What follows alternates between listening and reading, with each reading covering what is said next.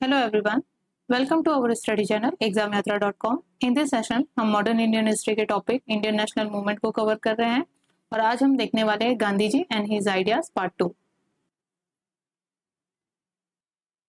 Last session में हमने देखा किस तरह से गांधी जी जो है वो नेशनल लीडर बनते हैं। What factor played a role in this process that he become a national leader. क्या क्या ऐसे कारण रहे, कॉजेज रहे जिन्होंने हेल्प की गांधी जी को एज अ नेशनल लीडर बनने के लिए या नेशनल लीडर की जो इमेज है उसको अडॉप्ट करने के लिए। देन हमने देखा हिज आइडियोलॉजी एंड प्रोग्राम, ठीक है, जिसके अंदर हमने non violence, means and ends, है ना, नॉन कॉर्पोरेशन, एक्सटेंसिव बॉयकॉट, ये सारी चीजें हमने यहाँ पे डिस्कस की थी। आज हम यहाँ पे डिस्कस करते हैं, स्टार्ट करते हैं गांधी जी की अर्ली पॉलिटिकल एक्टिविटीज से। तो जैसे कि मैंने आपको पहले स्टार्टिंग में ही सेशन के स्टार्ट में ही आपको इंट्रोडक्शन दिया था गांधी जी की लाइफ के बारे में कि गांधी जी ने जो अपनी अर्ली एजुकेशन है वो गुजरात के कॉलेज से ही ली, मतलब गुजरात के स्कूल से ही ली। Then he went to Bombay for higher study, है ना, कॉलेज की स्टडी करने के लिए वो बॉम्बे चले जाते हैं। लेकिन वहां से ये ड्रॉप आउट हो जाते हैं और उनको मतलब ये रहता है कि उनको लॉ की डिग्री परस्यू करनी है लंदन से। देन वो लंदन चले जाते हैं और लंदन में भी काफ़ी साल उन्होंने अपनी लॉ की स्टडी की। लॉ की स्टडी करते हुए भी उन्होंने अपने जो ये आइडियाज़ है, जो इनकी आइडियोलॉजी के हमेशा से पार्ट रहे हैं, नॉन वायलेंस वगैरह चीज़ें, या जो सत्याग्रह है या सत्य के लिए खड़े रहना या स्टैंड लेना, वो चीज़ें इनकी आइडियोलॉजी के और इनके मतलब लाइफस्टाइल के हमेशा से एलिमेंट्स रहे हुए हैं, पार्ट रहे हुए हैं। तो उन्होंने वहाँ पे भी जो डिप्रेस कम्युनिटी है, जैसे गरीब वगैरह जो डिप्रेस कम्युनिटी लंदन में है, उनके लिए भी आवाज उठाई थी, ठीक है। देन फिर जब इनकी माता जी की यहाँ पे डेथ हो जाती है तो वो लंदन से वापस आ जाते हैं इंडिया, और इंडिया में ही वापस आके लॉ इनकी जो स्टडी थी वो फिनिश हो चुकी होती है और इंडिया में ही सोचते हैं कि अपना कोई ये सेटअप करे, ठीक है, लॉ सेटअप करे। लेकिन ये फेल हो जाते हैं, इंडिया में जो है इनकी जो वकालत है वो फेल हो जाती है। देन फिर इनको ऑफर आता है साउथ मतलब गुजरात के ही किसी बिजनेसमैन से कि उसका जो बिजनेस है वो साउथ अफ्रीका में भी होता था। तो उस बिजनेसमैन को लॉयर की नीड थी अपने ब्रदर के लिए, और ये स्पेसिफिकली नीड थी कि वो किस बैकग्राउंड से होना चाहिए, गुजरात या काठियावाड़ के बैकग्राउंड से ही, या वो एथनिसिटी जो है काठियावाड़ी एथनिसिटी, उनका ही लॉयर, उस कम्युनिटी से बिलोंग करता हुआ लॉयर होना चाहिए। तो गांधी जी वो गुड एग्जाम्पल इसमें।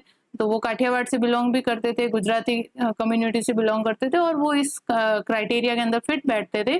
तो इनको फिर उस बिजनेसमैन ने ऑफर दिया कि उनके ब्रदर के लिए बिजनेस को संभालने के लिए, जो भी लॉ रिलेटेड बिजनेस के अंदर जो इश्यूज होते हैं उनको डील करने के लिए लॉयर चाहिए और साउथ अफ्रीका में चाहिए, ठीक है। गांधी जी ने वैसे भी इंडिया के अंदर उनकी जो एडवोकेसी वाली सेटअप है वो फेल हो गया था, तो वो सोचता कि कमाना तो वैसे भी है ही, हमें अर्न तो करना ही है, तो चलो साउथ अफ्रीका चले जाते हैं। तो फिर गांधी जी यहाँ से चाहते हैं साउथ अफ्रीका, ठीक है, इंडिया से कहाँ चले जाते हैं, साउथ अफ्रीका चले जाते हैं। और साउथ अफ्रीका में जाकर उन्होंने वही चीजें फेस की, यूरोपियन रेसिज्म या वाइट रेसिज्म फेस किया इन्होंने, ठीक है, नस्ल भेद या रंग भेद, अपार्थेड, रंग भेद, नस्ल भेद, ये सारी चीजें उन्होंने वहां पे फेस की ब्रिटिश गवर्नमेंट के द्वारा। उन्होंने देखा कि किस तरह से जो यूरोपियंस है वहां पे, वाइट लोग है, वो किस तरह से ब्लैक स्किन वाले लोगों का, जिनके अंदर इंडियन भी शामिल है और जो अफ्रीकन लोग हैं वो भी, तो उनके साथ जो है नस्ल भेद या रंग भेद की नीति अपनाए हुए हैं, ठीक है। किस तरह से स्किन के कलर के ऊपर उनके ऊपर डिस्क्रिमिनेशन किया जा रहा है। तो गांधी जी वहां पे जाते हैं, देखते हैं। एक बार मैंने वाकया बताया आपको कि गांधी जी जो है वो रेल से कहीं, ट्रेन से कहीं पे सफर करने के लिए निकले होंगे और वो सेम कोच में जाके बैठ गए जहाँ पे यूरोपियंस भी बैठे हुए। तो European on the basis of his skin colour उनको धक्के मारकर उस कंपार्टमेंट से बाहर फेंक दिया, ठीक है। गांधी जी को ये बहुत ज्यादा शॉक लगा, और इस तरह का बिहेवियर उनके जो बिलीफ सिस्टम है उनको उन्होंने हिला दिया। ठीक है, तो he was deeply shocked by the political and social disparity which was imposed by European on Indian resident। ठीक है, तो किस तरह से इंडियन रेजिडेंट पे अफ्रीका के अंदर डिस्क्रिमिनेशन किया जा रहा था पॉलिटिकली एंड सोशली, उस चीज से गांधी जी जो है बहुत बुरी तरह से शॉक्ड हो जाते हैं, आश्चर्यचकित हो जाते हैं। फिर इन्होंने 1906 के अंदर यूरोपियंस को, फिर इन्होंने वहां पे ये जो वाकया हुआ ना ट्रेन वाला, तो ट्रेन वाले वाकया के अंदर ये क्या करते हैं, वहां पे स्टेशन के ऊपर ही सत्याग्रह परफॉर्म करने लग जाते हैं, नॉन वायलेंस एजिटेशन। सत्याग्रह परफॉर्म करते हैं तो वहां पे जाके फिर कंपेल होते हैं, वहां की अथॉरिटी, रेल अथॉरिटी वगैरह कंपेल होते हैं, मजबूर हो जाते हैं उनके इन नॉन वायलेंस एजिटेशन से, लॉफुल एजिटेशन से, और उनको फिर सेम कंपार्टमेंट के अंदर परमिशन मिल जाती है ट्रैवल करने के लिए। ठीक है, तो यहाँ से ये फर्स्ट चीज स्टार्ट होती है जो ये डिस्क्रिमिनेशन है उसके अगेंस्ट वॉइस रेज करने की। फिर तो गांधी जी ने जब ये चीज देखा कि नहीं वो जो रॉन्ग है उसके अगेंस्ट खड़े हो सकते हैं और ट्रूथ जो है उसका स्टैंड ले सकते हैं, तो उन्होंने वही चीज जो सत्याग्रह है, नॉन वायलेंस एजिटेशन है, लॉफुल एजिटेशन है, उसका सहारा लेते हुए जो वहां पे इंडियन रेजिडेंट थे अफ्रीका के अंदर, साउथ अफ्रीका के अंदर, उनका सपोर्ट करना शुरू किया। ठीक है, ये ऑल काइंड ऑफ जो political and social disparity Europeans ने इम्पोज कर रखी थी इंडियन रेजिडेंट्स पे, उसके अगेंस्ट गांधी जी स्टैंड लेना शुरू करते हैं। ठीक है, देन फिर वहां पे अफ्रीका के अंदर जुलू रिबेलियन होता है, जुलू रिबेलियन कह दो, बोर रिबेलियन कह दो, एक ही बात है। ये होते हैं वहां की जो अफ्रीकन कम्युनिटी थी, अफ्रीका के अंदर रहने वाले जो अफ्रीकन थे, जो वहां के नेटिव थे, उनके द्वारा ब्रिटिश लोगों के अगेंस्ट अपनी जो टेरिटरी है उसके इंक्रोचमेंट को लेके यहाँ पे ये विवाद छिड़ता है। इंग्लैंड था, उस साउथ अफ्रीका जो है, केप ऑफ गुड होप, और या भी किससे कि केप टाउन जो है उसके आसपास की जितनी टेरिटरी थी वो किनकी थी, किनकी कॉलोनी थी यहाँ पे, यूरोपियंस की, और बाकी का जो पार्ट रहता था वो अफ्रीकन रिपब्लिक के नाम से जाना जाता था, जहाँ पे जो अफ्रीकन नेटिव्स है उनको रिजाइड करते थे, वो रिजाइड करते थे और उनका ही एडमिनिस्ट्रेटिव सिस्टम वहां पे चलता था, जो अफ्रीकन के द्वारा ही अफ्रीकन लोगों का सिस्टम चलता था एडमिनिस्ट्रेटिव, है ना। तो एक तरह से डोमिनियन स्टेट ये था। लेकिन अब यूरोपियंस की मंशा और कॉलोनी को एक्सपांड करने की बढ़ती है, और ये जो अपने जो कॉलोनीज थी केप टाउन के आसपास वगैरह, उससे और ज्यादा एक्सपांड करके सोचते हैं कि ये वाला एरिया जो अफ्रीकन रिपब्लिक के नाम से है, अफ्रीकन रिपब्लिक उसके नाम से है, ये वाला एरिया भी अपनी कॉलोनी के अंदर मर्ज कर देते हैं और एक यूनाइटेड अफ्रीकन यूनियन बनाते हैं। ठीक है, तो बेसिकली यहाँ पे क्या था, कॉलोनी को एक्सपांड करने का मंशा थी किनकी, यूरोपियंस की।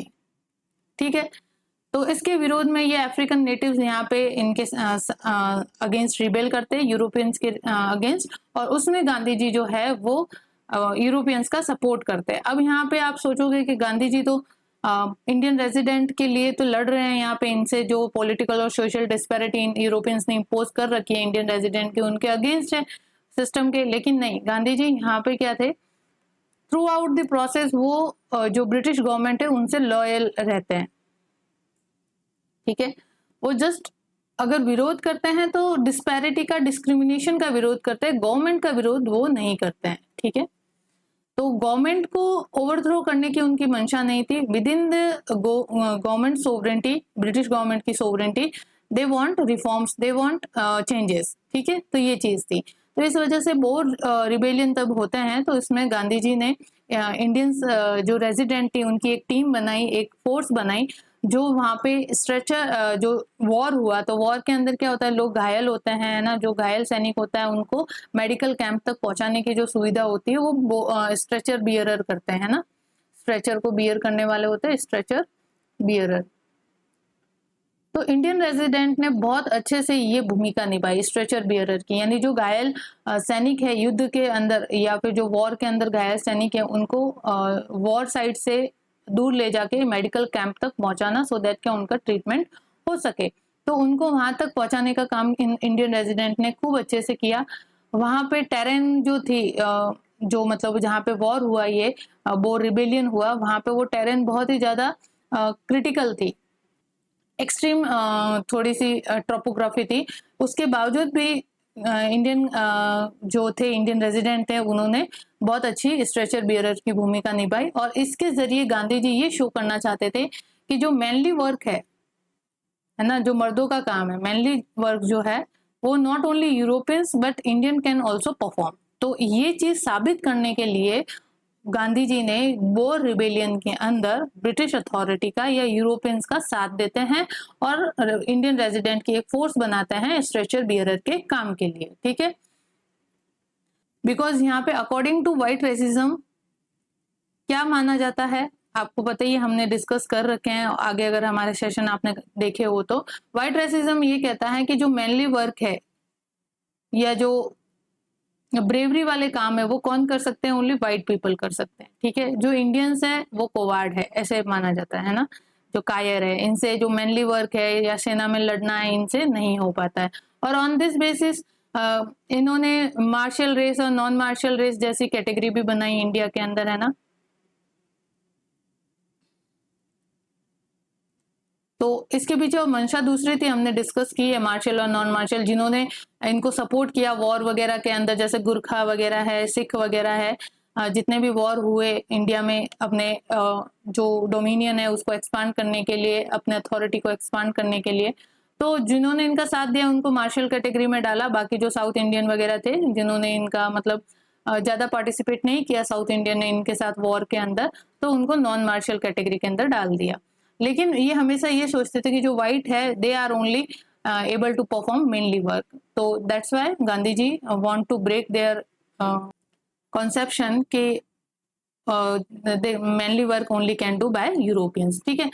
तो यहाँ पे ये चीज हो जाती है, 1906 की बात है, ठीक है। देन फिर इंडियन रेजिडेंट के हक के लिए गांधी जी जो है साउथ अफ्रीका के अंदर ये अपना जो प्रोटेस्ट है या पीसफुल एजिटेशन है ये चलाते हैं, और एक मतलब पॉलिटिकल एक्टिविटी चलाते हैं by creating the political association. Name is Natal Indian Congress. जो नेटल प्रांत था, प्रोविंस था साउथ अफ्रीका का, वहां पे इन्होंने Indian Congress, Natal Indian Congress की स्थापना करके जो इंडियन रेजिडेंट थे या जो इंडियंस थे उनको पॉलिटिकली एजुकेट करना, यानी पॉलिटिकल मैटर्स के अंदर इंडियंस को एजुकेट करना, और अपने राइट्स के लिए किस तरह से वो पीसफुल डेमोन्स्ट्रेशन करके या पीसफुल एजिटेशन करके अपने राइट्स को सिक्योर कर सकते हैं फ्रॉम द ब्रिटिश गवर्नमेंट। तो इस तरह से उन्होंने इस नेटल इंडियन कांग्रेस के जरिए जो इंडियन रेजिडेंट थे साउथ अफ्रीका के अंदर, जो उनके साथ पॉलिटिकल और सोशल डिस्क्रिमिनेशन या डिस्पैरिटी इम्पोज की गई थी यूरोपियंस के द्वारा, उनको खत्म करने के लिए नेटल इंडियन कांग्रेस की स्थापना की उन्होंने। एंड इस एसोसिएशन के माध्यम से उन्होंने एक न्यूज़पेपर भी पब्लिश करना शुरू किया जिसका नाम था इंडियन ओपिनियन, ठीक है, इंडियन ओपिनियन। तो इंडियन ओपिनियन नाम से न्यूज़पेपर शुरू किया इन्होंने, और इसका मेनली क्या काम था, इसके अंदर जो पॉलिटिकल मैटर्स है उनके ऊपर जो इंडियन रेजिडेंट है साउथ अफ्रीका के उनको एजुकेट करना, उनको कंप्लीट डिटेल देना, सो दैट कि वो अपने राइट्स के लिए इस तरह की जो डिस्पैरिटी है या डिस्क्रिमिनेशन है उसके अगेंस्ट वो खड़े हो सके या अपनी वॉइस रेज कर सके। और इस न्यूज़पेपर ने बहुत अच्छा रोल प्ले किया to giving publicity to their grievances. जो इंडियन रेजिडेंट के वहां पे साउथ अफ्रीका के अंदर ग्रीवेंसेस थे उनको पब्लिसिटी देने का काम किसने किया, इस न्यूज़पेपर ने, इंडियन ओपिनियन, जो नेटल इंडियन कांग्रेस एसोसिएशन के द्वारा पब्लिश किया जाता था। देन 1906 के अंदर एक और घटना होती है। ट्रांसवाल जो प्रोविंस था, ये प्रोविंस के नाम है, नेटल, ट्रांसवाल, ठीक है, ये ब्रिटिश कॉलोनी हुआ करते थे साउथ अफ्रीका के अंदर। तो ट्रांसवाल जो प्रोविंस था उसके अंदर इंडियंस लोगों को एंट्री के लिए रजिस्ट्रेशन करवाना पड़ता था, और उसके अंदर अगर ट्रांसवाल प्रोविंस के अंदर वो एंट्री करते हैं तो वहां पे उनको पास कैरी करना पड़ता था, ठीक है, आइडेंटिफिकेशन एक अपना कैरी जो पास होता है कि हाँ उनको एंट्री के लिए वहां पे इजाजत मिली है, अदरवाइज उनको एंट्री नहीं थी। ये बेसिकली ये था कि उस प्रोविंस के अंदर यूरोपियंस कम्युनिटी है वो रिजाइड करती थी, और यूरोपियंस वैसे जो स्किन जिनकी डार्क कलर की थी उनको ऐसे छोटी नजरों से देखते थे। तो इस तरह से ये डिस्क्रिमिनेशन वाली एक पॉलिसी थी कि उनके लिए एक लॉ पास किया कि अगर उनको इस प्रोविंस के अंदर एंट्री करनी है तो उनको पास जारी किया जाएगा, उनका रजिस्ट्रेशन होगा, then he can only enter in this province. तो इस तरह से ये क्या है, एक डिस्क्रिमिनेशन है कि आप किसी व्यक्ति को जिसका स्किन का कलर डार्क है या वो इंडियन रेस से बिलोंग कर रहा है, इंडियन है, तो उसके लिए ऐसी डिस्क्रिमिनेशन पॉलिसी, यानी कि अगर उसको एंट्री करनी है तो उसको पास की जरूरत है वगैरह, जैसे कि उसको वो कोई क्रिमिनल हो, है ना, जिसको अपने आप को यहाँ पे उस प्रोविंस के अंदर एंट्री करने से पहले रजिस्टर करवाना पड़ता है और पास उसको कैरी करना पड़ता है।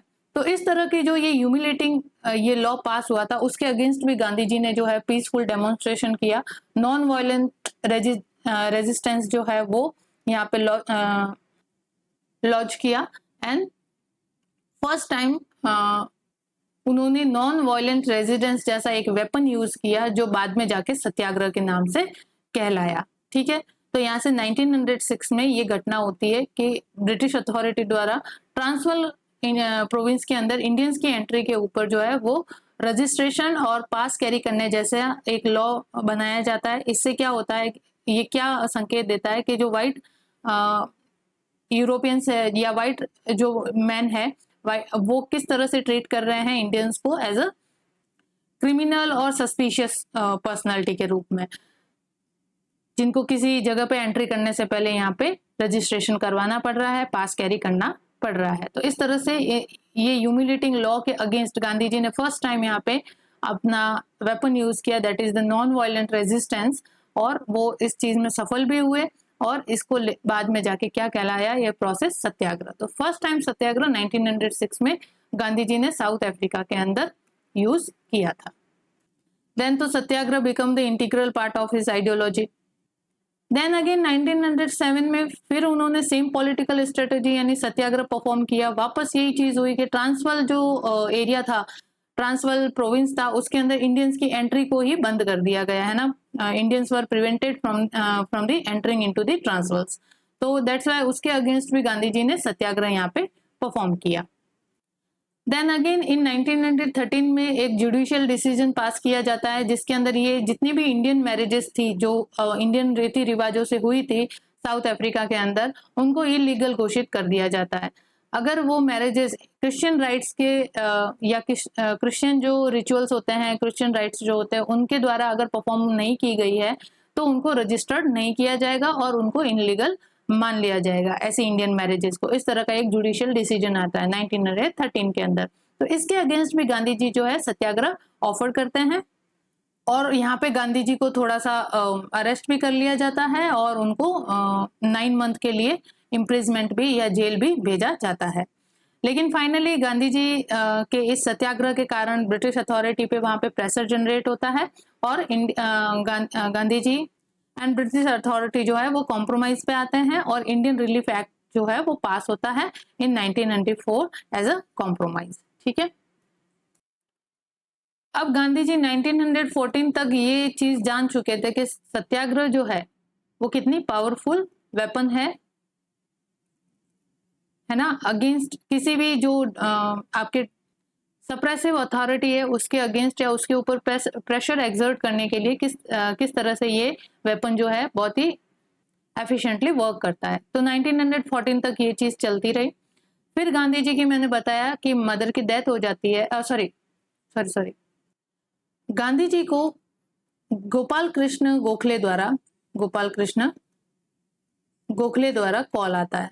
ठीक है, जिस तरह की इंडियन सिचुएशन जो इंडियन पॉलिटिकल सिचुएशन चल रही होती है और ये रूमर्स भी फैल रहे होते हैं कि साउथ अफ्रीका के अंदर किस तरह से गांधी जी जो है वो इंडियन रेजिडेंट्स के राइट्स को सेफ गार्ड करते हैं, है ना, और वो भी peaceful non violent resistance offered करके।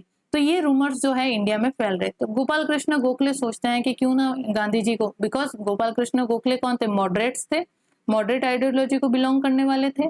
तो यहाँ पे हम देखते हैं कि 1915 तक आते आते हमने देखा है कि किस तरह से 1907 के अंदर सूरत स्प्लिट होने से मॉडरेट एंड एक्सट्रीमिस्ट जो है दोनों ही जो दोनों विंग्स है कांग्रेस की वो सेपरेट हो जाती है और एक पॉलिटिकल पैसिविज्म आ जाता है इंडियन नेशनल मूवमेंट में। तो इस पैसिविज्म को खत्म करने के लिए और एक एफिशिएंट लीडरशिप, क्योंकि यहाँ पे मॉडरेट्स इस समय जो है पॉपुलैरिटी खो चुके थे। मॉडरेट्स के जितने भी टैक्टिक्स थे या जो पॉलिटिकल मेथड्स थे वो जो प्रेजेंट कंडीशन थी इंडियन नेशनल मूवमेंट के या जो इंडियन पॉलिटिकल सिचुएशन के, उसके अंदर वर्क नहीं कर रहे थे। तो यहाँ पे गोपाल कृष्ण गोखले को नीड हुई, और ये जो रूमर्स तो वैसे भी आ ही रहे थे इंडिया के अंदर गांधी जी के रिगार्डिंग। तो गांधी जी ने गोखले ने गोपाल कृष्ण गोखले जी ने यहाँ पे गांधी जी को कॉल किया और उनको इंडिया बुलाया। तो उनके बुलाने पे गांधी जी जो है वो 1915 के अंदर इंडिया आते हैं। और अब हम सोचते कि गांधी जी साउथ अफ्रीका में क्यों ना रुके, बिकॉज अल्टीमेटली उनको इंडिया तो आना ही था। ठीक है, साउथ अफ्रीका में वो जितना हो सके तो उन्होंने किया, और उन्होंने सोचा कि नहीं, enough has been done, now it's time to go to India. And same चीज वहां पे करने की जरूरत है, इंडिया को डोमिनियन स्टेटस दिलवाने के लिए, या फिर वहां पे जो इंडियंस हैं उनके राइट जो है ब्रिटिश अथॉरिटी से सिक्योर करने के लिए। और गांधी जी का मानना था कि यहाँ पे जो कॉलोनियल पावर है, गांधी जी जो है ब्रिटिश अथॉरिटी के अगेंस्ट ही नहीं थे, वो पूरे कॉलोनियल फोर्सेस के अगेंस्ट थे। कि जो कॉलोनियल फोर्सेस अगर हटे तो कॉलोनियलिज्म पूरे वर्ल्ड से हटे, नॉट ओनली फ्रॉम इंडिया। ठीक है, तो उनका ये मानना था। तो इस वजह से उन्होंने साउथ अफ्रीका के अंदर enough work has been done by the Gandhi ji, and Gandhi ji realize कि अभी उनको अपने अपने जो वतन है उनके लिए कुछ करना चाहिए, अपनी मदरलैंड के लिए या अपने इंडिया के लिए कुछ करना चाहिए। तो फिर वो गोपाल कृष्ण गोखले के बुलावे पे 1915 में भारत आ जाते हैं। तो अब हम देखते हैं अर्ली एक्टिविटीज इन इंडिया। तो गांधी जी की जब वो साउथ अफ्रीका से इंडिया में आ जाते हैं तो क्या एक्टिविटीज उनकी रहती है। तो गोपाल कृष्ण गोखले के कॉल पे या वी कैन से इंस्ट्रक्शन पे गांधी जी जो है साउथ अफ्रीका से इंडिया आते हैं ऑन जनवरी 1915। तो 1915 के अंदर गांधी जी जो है वो यहाँ पे इंडिया में आते हैं, और इंडिया में सेम टाइम पे क्या चल रहा होता है, इंडियन नेशनल मूवमेंट। और जब इंडियन नेशनल मूवमेंट भी चल रहा होता है और इंटरनेशनल लेवल पे यहाँ पे वर्ल्ड वॉर फर्स्ट जो है वो स्टार्ट हो चुका था। ठीक है, तो वर्ल्ड वॉर फर्स्ट ने भी यहाँ पे इंडियन नेशनल मूवमेंट की जो पेस है या इंडियन नेशनल मूवमेंट की डायरेक्शन है उसके अंदर एक मेन रोल प्ले किया था, और जो हम देखेंगे होम रूल मूवमेंट के अंदर। ठीक है, कि क्या इसके होम जो वर्ल्ड वॉर फर्स्ट है उसके क्या इम्पैक्ट रहते हैं, क्या कॉजेज रहते हैं, सॉरी वर्ल्ड वॉर वन के कारण इंडिया के अंदर क्या चीजें या क्या डेवलपमेंट होते हैं, क्या पॉलिटिकल डेवलपमेंट होते हैं, सोशल डेवलपमेंट होते हैं या इकोनॉमिक डेवलपमेंट होते हैं, जिन्होंने फोर्स किया इंडियन गवर्नमेंट को इंडियन मासेस को to launch a home rule movement. ठीक है, एक मास मूवमेंट के रूप में। ये चीज हम डिस्कस करेंगे। तो यहाँ पे वर्ल्ड वॉर वन स्टार्ट हो चुका है और इंडियन नेशनल मूवमेंट इंडिया के अंदर चल रहा है, लेकिन उसके अंदर पेसिविज्म अभी भी पेसिव जो है वो स्टेटस है किसका, इंडियन नेशनल मूवमेंट का। कोई भी बहुत मेजर एक्टिविटी, मास रिवॉल्यूशन या फिर मास एजिटेशन ऐसा नहीं हो रहा है। यहाँ पे कांग्रेस के अंदर दोनों विंग स्प्लिट हो चुकी है 1907 में, और यहाँ पे मॉडरेट्स जो है वो अपने अलग ही कॉन्स्टिट्यूशनल मेथड यूज करते हुए ब्रिटिश गवर्नमेंट के साथ जो है वो कोशिश कर रहे हैं एडमिनिस्ट्रेटिव रिफॉर्म्स को इंट्रोड्यूस करवाने के लिए। तो ब्रिटिश लोगों ने इनको मॉडरेट्स को अपीज करने के लिए या थोड़ा सा मतलब पैसिफाई करने के लिए या खुश करने के लिए वी कैन से 1909 के अंदर पार्लियामेंटो रिफॉर्म के नाम से एक कॉन्स्टिट्यूशनल कंसेशन जो है वो प्रोवाइड करवा दिया मॉडरेट्स को, सो दैट कि मॉडरेट्स थोड़ा जो है जो इन्होंने इतना साथ दिया हमारा, है ना, एक्सट्रीमिस्ट से ये खिलाफ हो गए वगैरह। या फिर वी कैन से कि ब्रिटिश लोगों की जो डिवाइड एंड रूल पॉलिसी थी जिसके अंदर मॉडरेट्स जो टारगेट थे, मॉडरेट्स को अपीज किया गया, उनको प्रसन्न किया गया चीज़ों को, है ना, ऐसे लोक लुभावन चीज़ें बोल बोल के, सो दैट कि वो एक्सट्रीमिस्ट को इनसे अलग कर सके। और जब एक्सट्रीमिस्ट यहाँ पे से इनसे दूर हो जाएंगे या ये दोनों अलग हो जाएंगे तो एक्सट्रीमिस्ट को सप्रेस करना ईजी हो जाएगा। दोनों कंबाइंड फोर्स के रूप में तो ब्रिटिश अथॉरिटी को बहुत स्ट्रॉन्ग चैलेंज पोज कर रहे थे, लेकिन जब दोनों अलग हो जाएंगे through the divide and rule policy of the British authority, तो एक विंग को या एक एंटिटी को सप्रेस करना इजी हो जाएगा ब्रिटिश अथॉरिटी के लिए। तो इसके लिए अब क्या किया जाए डिवाइड एंड रूल पॉलिसी के लिए, तो मॉडरेट्स को यहाँ पे 1909 का मार्ले मिंटो रिफॉर्म के नाम से कॉन्स्टिट्यूशनल कंसेशन देके उनको खुश कर दिया गया और एक्सट्रीमिस्ट को यहाँ पे टोटली सप्रेस कर दिया गया, है ना। 1915 के अंदर जो गदर मूवमेंट वगैरह इंटरनेशनल लेवल पे भी जो रिवोल्यूशनरी मूवमेंट चल रहे थे उनको भी यहाँ पे सप्रेस कर दिया गया। Indian defence of India, sorry Indian defence act बना के, या डिफेंस ऑफ इंडिया एक्ट, है ना, ये चीज बना के यहाँ पे उनको भी सप्रेस कर दिया गया। और तिलक जैसे जो लीडर थे उनको 6 साल की जेल, यहाँ पे सेडिशन का चार्ज लगा के 6 इयर्स के लिए यहाँ पे जेल भेज दिया। ठीक है, ये चीज डेवलपमेंट हो चुका था और यहाँ पे 1950 में गांधी जी इंडिया में आए। और गोपाल कृष्ण गोखले जो है वो इंडियन नेशनल मूवमेंट को तो पूरा नहीं या फिर ओनली कहीं मॉडरेट विंग को यहाँ पे लीड कर रहे थे। एक तो गोपाल कृष्ण गोखले और एक फिरोज शाह मेहता, ये दो नाम आप याद रखना जो मॉडरेट पॉलिटिक्स के अंदर थोड़े से फ्रंट पे रहते हैं।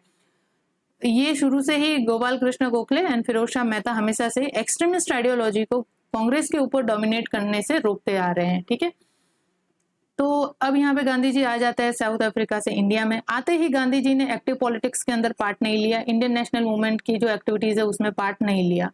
उन्होंने अपने जो 1915 से 1916 का पीरियड है वो इंडिया को टूर करने में या इंडिया के टूर के अंदर अपना स्पेंड किया।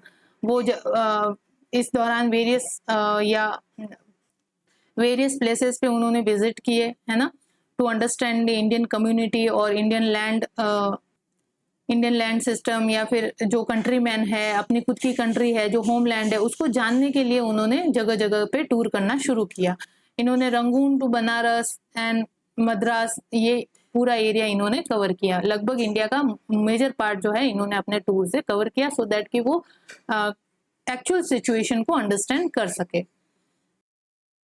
देन एक इम्पॉर्टेंट यहाँ पे डेवलपमेंट होता है, ये आपके क्वेश्चन भी बन सकता है, ठीक है, कि गांधी जी का जो इंडेंचर लेबर था ड्यूरिंग द 1915 के पीरियड में, जो जब वो पूरे इंडिया को विजिट कर रहे थे, तो उन्होंने इंडेंचर लेबर के अगेंस्ट जो है वो वॉइस रेज की थी। ठीक है, इंडेंचर लेबर यहाँ पे क्या है, जो जैसे बंधुआ मजदूर होते हैं ना, वैसे कि एक कॉन्ट्रैक्ट साइन होता है बिटवीन टू पर्सन, उसके अकॉर्डिंग कोई एक पर्टिकुलर पर्सन जो है वो आगे वाले पर्सन के लिए एक पर्टिकुलर टाइम पीरियड के लिए वर्क करेगा। ठीक है, तो उसको कहते हैं इंडेंचर लेबर, जिसके अंदर मतलब इंडेंचर लेबरशिप के अंदर क्या होता है, एक ऑफिशियल अग्रीमेंट होता है कि someone will work for someone else for a length of time. तो इसके खिलाफ गांधी जी ने यहाँ पे वॉइस उठाई थी, और स्पेशली यहाँ पे मैनुअल वर्क के लिए। ठीक है, manual work for outside India, because क्या होता था कि यूरोपियंस जो प्लांटर्स है, यूरोपियन प्लांटर्स, तो यूरोपियंस या वी कैन से ब्रिटिश लोगों की कॉलोनी कोई इंडिया में तो थी नहीं, ये साउथ अफ्रीका में भी थी, है ना, अमेरिका तो चलो हो चुका था, फ्री हो चुका था, लेकिन साउथ अफ्रीका वगैरह में थी। तो इंडिया के आउटसाइड भी जो लोगों को है मजदूर के रूप में भेजा जाता था। ठीक है, मजदूर के रूप में आउटसाइड इंडिया यहाँ पे भेजा जाता था उनसे मैनुअल वर्क करवाने के लिए, यानी फिजिकल वर्क करना। मैनुअल वर्क का मतलब फिजिकल वर्क जो मशीनों से नहीं होता है, हाथों से होता है। मशीनों से वो वर्क पॉसिबल नहीं है, इसलिए वो हाथों से होता है। तो फिजिकल वर्क के लिए यहाँ पे लोगों के साथ कॉन्ट्रैक्ट साइन कर लिए जाते थे। अब लोग क्या यहाँ पे गरीबी में जी रहे थे, तो ऑब्वियसली है कि कुछ ना कुछ कहाँ से तो कुछ कमा के खाना, ये 2 वक्त की रोटी कैसे भी मिले, तो लोग जो है ये कॉन्ट्रैक्ट साइन करते थे और एक लिमिटेड पीरियड के लिए, या जो भी उसके अंदर टाइम पीरियड मेंशन होता था उसके अकॉर्डिंग वो अपना जो लेबर है वो प्रोवाइड करते थे। तो ऐसे इन मजदूरों को इंडिया के अंदर ही मैनुअल वर्क नहीं करवाया जाता था, बल्कि इंडिया से आउटसाइड भी भेजा जाता था, जैसे साउथ अफ्रीका वगैरह, जहाँ पे भी ब्रिटिश लोगों की कॉलोनीज है, जैसे मलेशिया वगैरह है ना, जहाँ पे भी रंगून वगैरह, तो उनको भेजा जाता था मैनुअल वर्क के लिए। तो इसके खिलाफ गांधी जी ने यहाँ पे वॉइस रेज की थी। ठीक है, क्या वॉइस रेज की कि he demanded for the abolition of this system of indenture labour for manual work outside the India. लेकिन इसके लिए कोई भी सत्याग्रह परफॉर्म नहीं किया गया, बिकॉज सत्याग्रह परफॉर्म करने से पहले ही गवर्नमेंट जो है वो कॉम्प्रोमाइज के स्टेटस पे आ गई और इस चीज को अबॉलिश कर दिया गया। इसी वजह से जो डेट गांधी जी ने फिक्स की थी कि इस डेट तक या तो गवर्नमेंट जो है इस सिस्टम ऑफ इंडेंचर लेबर को यहाँ से अबॉलिश करे इंडियन लॉ से, अदरवाइज जो है हम सत्याग्रह परफॉर्म करेंगे। तो सत्याग्रह होने से पहले ही गवर्नमेंट जो है इस सिस्टम को अबॉलिश कर देते थे। इसलिए गांधी जी जो है वो रिलेटेड है for the abolition of system of indenture labour. तो यहाँ पे ऐसे जैसे स्टेटमेंट के रूप में आपसे क्वेश्चन पूछ सकते हैं कि जैसे 4 ऑप्शन दे देंगे और पूछेंगे Gandhi ji is related with, तो 3-4 इवेंट दे देंगे जिसके अंदर एक ये भी हो जाएगा कि abolition of the system of indenture labour for manual work outside India, या फिर सिंपली इतना सही कि abolition of system of indenture labour. तो ये चीज आए तो आप यहाँ पे ध्यान रखना कि ये आपका आंसर हो जाएगा, Gandhi ji is related with abolition of system of indenture labour. अब यहाँ पे 1915 के पीरियड 1915 से 1916 के पीरियड के बीच में होम रूल मूवमेंट भी स्टार्ट हो जाता है, होम रूल मूवमेंट स्टार्ट हो जाता है। तो यहाँ पे होम रूल मूवमेंट को गांधी जी ने ओपनली सपोर्ट नहीं किया था क्योंकि वो अभी भी एक्टिव पॉलिटिक्स से बाहर थे। तो लोकमान्य तिलक इस वजह से गांधी जी से नाराज भी थे, गांधी जी को अपोज भी किया था उन्होंने, because he did not supported the home rule movement openly. ठीक है, तो यहाँ पे होम रूल मूवमेंट चल रहा है इंडिया के अंदर और गांधी जी जो है वो अपना साबरमती के अंदर 1915 के अंदर, मई 1915 के अंदर साबरमती अहमदाबाद में अपना आश्रम स्थापित करते, साबरमती आश्रम के नाम से। ठीक है, अहमदाबाद में साबरमती आश्रम उन्होंने स्टेब्लिश किया इन मई 1915 और वहां से उन्होंने अपने कंस्ट्रक्टिव वर्क जो है शुरू किए। कंस्ट्रक्टिव वर्क में हमने देखा किस तरह से हरिजन लोग हैं उनके अपलिफ्टमेंट के लिए, इंडियन एजुकेशन को प्रमोट करने के लिए, वुमेन इमेंसिपेशन के लिए, जो दलित है उनके राइट्स के लिए, उनके सोशल अपलिफ्टमेंट के लिए चीजें इन्होंने यहाँ पे स्टार्ट करना शुरू की। खादी वगैरह जो है, चरखा वगैरह है ना, ये चीजें यानी कि जो स्वदेशी है उसको प्रमोट करना, ये कंस्ट्रक्टिव वर्क जो है गांधी जी का शुरू होता है by the foundation of Sabarmati आश्रम एट अहमदाबाद इन मई 1915। तो यहाँ पे 1970 तक गांधी जी जो है वो फ्रीलांस स्पीचर और सोशल वर्कर के रूप में ज्यादा उनकी इमेज फेमस थी देन द रिकॉग्नाइज पॉलिटिशियन। तो 1970 तक कहने का मतलब ये है कि गांधी जी पॉलिटिशियन के रूप में नहीं जाने जा रहे थे, गांधी जी की जो इमेज है वो एक सोशल वर्कर के रूप में थी, बिकॉज उनके सारे जैसे वर्क कंस्ट्रक्टिव वर्क कहे तो वो सोशल वर्क की कैटेगरी में आते हैं। तो गांधी जी यहाँ पे 1970 तक तो एक्टिव पॉलिटिक्स से बाहर रहते हैं और एक्टिव पॉलिटिक्स से बाहर रहते हुए वो कंस्ट्रक्टिव वर्क अपने स्टार्ट रखते हैं by the foundation of Sabarmati आश्रम। और वो जगह जगह पे टूर कर ही रहे थे, है ना, ऐसे जो मतलब जो भी चीजें उनको सामने लगती थी कि यहाँ पे वॉइस रेज करनी चाहिए तो वहां पे वो अपना सत्याग्रह है, सिविल डिसोबीडियंस है, नॉन कॉर्पोरेशन मूवमेंट है, ये चीजें वो परफॉर्म कर ही रहे होते हैं। तो यहाँ पे वही 1917 में एक इवेंट आता है दैट इज चंपारण सत्याग्रह, हमने कवर कर रखा है पीजेंट मूवमेंट के अंदर। तो चंपारण सत्याग्रह के अंदर वही इंडिगो प्लांटर्स की जो ग्रीवेंसेस होती है उनको एड्रेस किया गांधी जी ने। और इससे रिलेटेड आपको क्या बात याद रखनी है, Champaran satyagraha was the first civil disobedience launch by Gandhi ji. तो गांधी जी ने सबसे पहले अगर सिविल डिसोबीडियंस मूवमेंट अगर कहीं से स्टार्ट किया तो वो है चंपारण सत्याग्रह। तो चंपारण सत्याग्रह से गांधी जी ने सिविल डिसोबीडियंस जैसा वेपन जो है वो यूज किया था। ठीक है, देन फिर आता है खेड़ा सत्याग्रह गुजरात के अंदर ही, no revenue no tax campaign, है ना, सरदार वल्लभ भाई के साथ, ये भी हमने कवर कर रखा है पीजेंट मूवमेंट के अंदर, आप डिटेल में देख लेना। तो इसके रिलेटेड आपको यहाँ पे क्या बात याद रखनी है गांधी जी रिलेटेड, कि खेड़ा सत्याग्रह जो 1980 में जस्ट चंपारण सत्याग्रह के बाद होता है 1980 के अंदर, और ये फर्स्ट नॉन कॉर्पोरेशन मूवमेंट था। इसके अंदर क्या है, सिविल डिसोबीडियंस। सिविल डिसोबीडियंस का मतलब सविनय अवज्ञा, यानी कि सिविल डिसोबीडियंस में मतलब लॉफुल तरीके से पीसफुली जो है वो आप गवर्नमेंट की जो भी डायरेक्शन आपको गाइडलाइन दी जाती है उसको डिनाई करना फॉलो से, ठीक है, फॉलो करने से डिनाई करना, यही सिविल डिसोबीडियंस कहलाता है। यहाँ पे गांधी जी को चंपारण सत्याग्रह में जो डिस्ट्रिक्ट मजिस्ट्रेट था उन्होंने चंपारण से लौट जाने को भी कहा था। उनको आदेश दिया गया था कि वो चंपारण छोड़ के यहाँ पे चले जाए, इस मैटर के अंदर वो इन्वॉल्व ना हो, लेकिन गांधी जी ने इस चीज से डिनाई कर दिया और वहां पे रह के ही उन्होंने सत्याग्रह परफॉर्म किया। और फिर फाइनली 1917 के अंदर ही गांधी जी और ब्रिटिश अथॉरिटी जो है वो कॉम्प्रोमाइज पे आते हैं। और वो हम आगे देखेंगे क्या कॉम्प्रोमाइज, मतलब गांधी जी की हमेशा से हर चीज के अंदर आप देखोगे ना, जितने भी सत्याग्रह या जो भी मूवमेंट इन्होंने लॉन्च किए तो वो प्रेशर और कॉम्प्रोमाइज के सिस्टम पे ऊपर ही वर्क करते हैं। पहले pressure satyagraha, non violence, civil disobedience, non cooperation movement, इनके जरिए गवर्नमेंट पे प्रेशर क्रिएट किया जाता है। देन फाइनली जो ब्रिटिश गवर्नमेंट के साथ ये कॉम्प्रोमाइज पे आ जाता है। ठीक है, कॉम्प्रोमाइज का मतलब ये नहीं है कि वो ब्रिटिश अथॉरिटी की बात मान लेते हैं। यहाँ पे ये समझना है कि किस तरह से गांधी जी जो है, जिस पहले तो जब प्रेशर लॉन्च नहीं किया जाता है, प्रेशर क्रिएट नहीं किया जाता है, तो ब्रिटिश अथॉरिटी बिल्कुल ही डिनाई करती है कुछ भी शेयर देने से या कुछ भी मतलब कंसेशन देने से। लेकिन जब प्रेशर क्रिएट किया जाता है गांधी जी के द्वारा सत्याग्रह वगैरह चीजें परफॉर्म करके, तो ब्रिटिश अथॉरिटी फिर किस तरह से प्रेशर के अंदर आके निगोशिएट करने के लिए तैयार होती है। जहां पे वो पहले डिनाई कर रही थी कंप्लीटली, वो अब यहाँ पे आके बैठ के बात करने के लिए राजी हो जाते हैं। तो इस तरह से गांधी जी ने कॉम्प्रोमाइज वाला जो सिस्टम है वो अडॉप्ट किया, प्रेशर और कॉम्प्रोमाइज वाला। ये हम अच्छे से डिटेल में अभी कवर करेंगे। तो चंपारण सत्याग्रह याद रखने वाली चीज है, first civil disobedience by Gandhi ji. Then Kheda satyagraha, उसके अंदर first non corporation movement Gandhi ji ने यहाँ पे लॉन्च किया।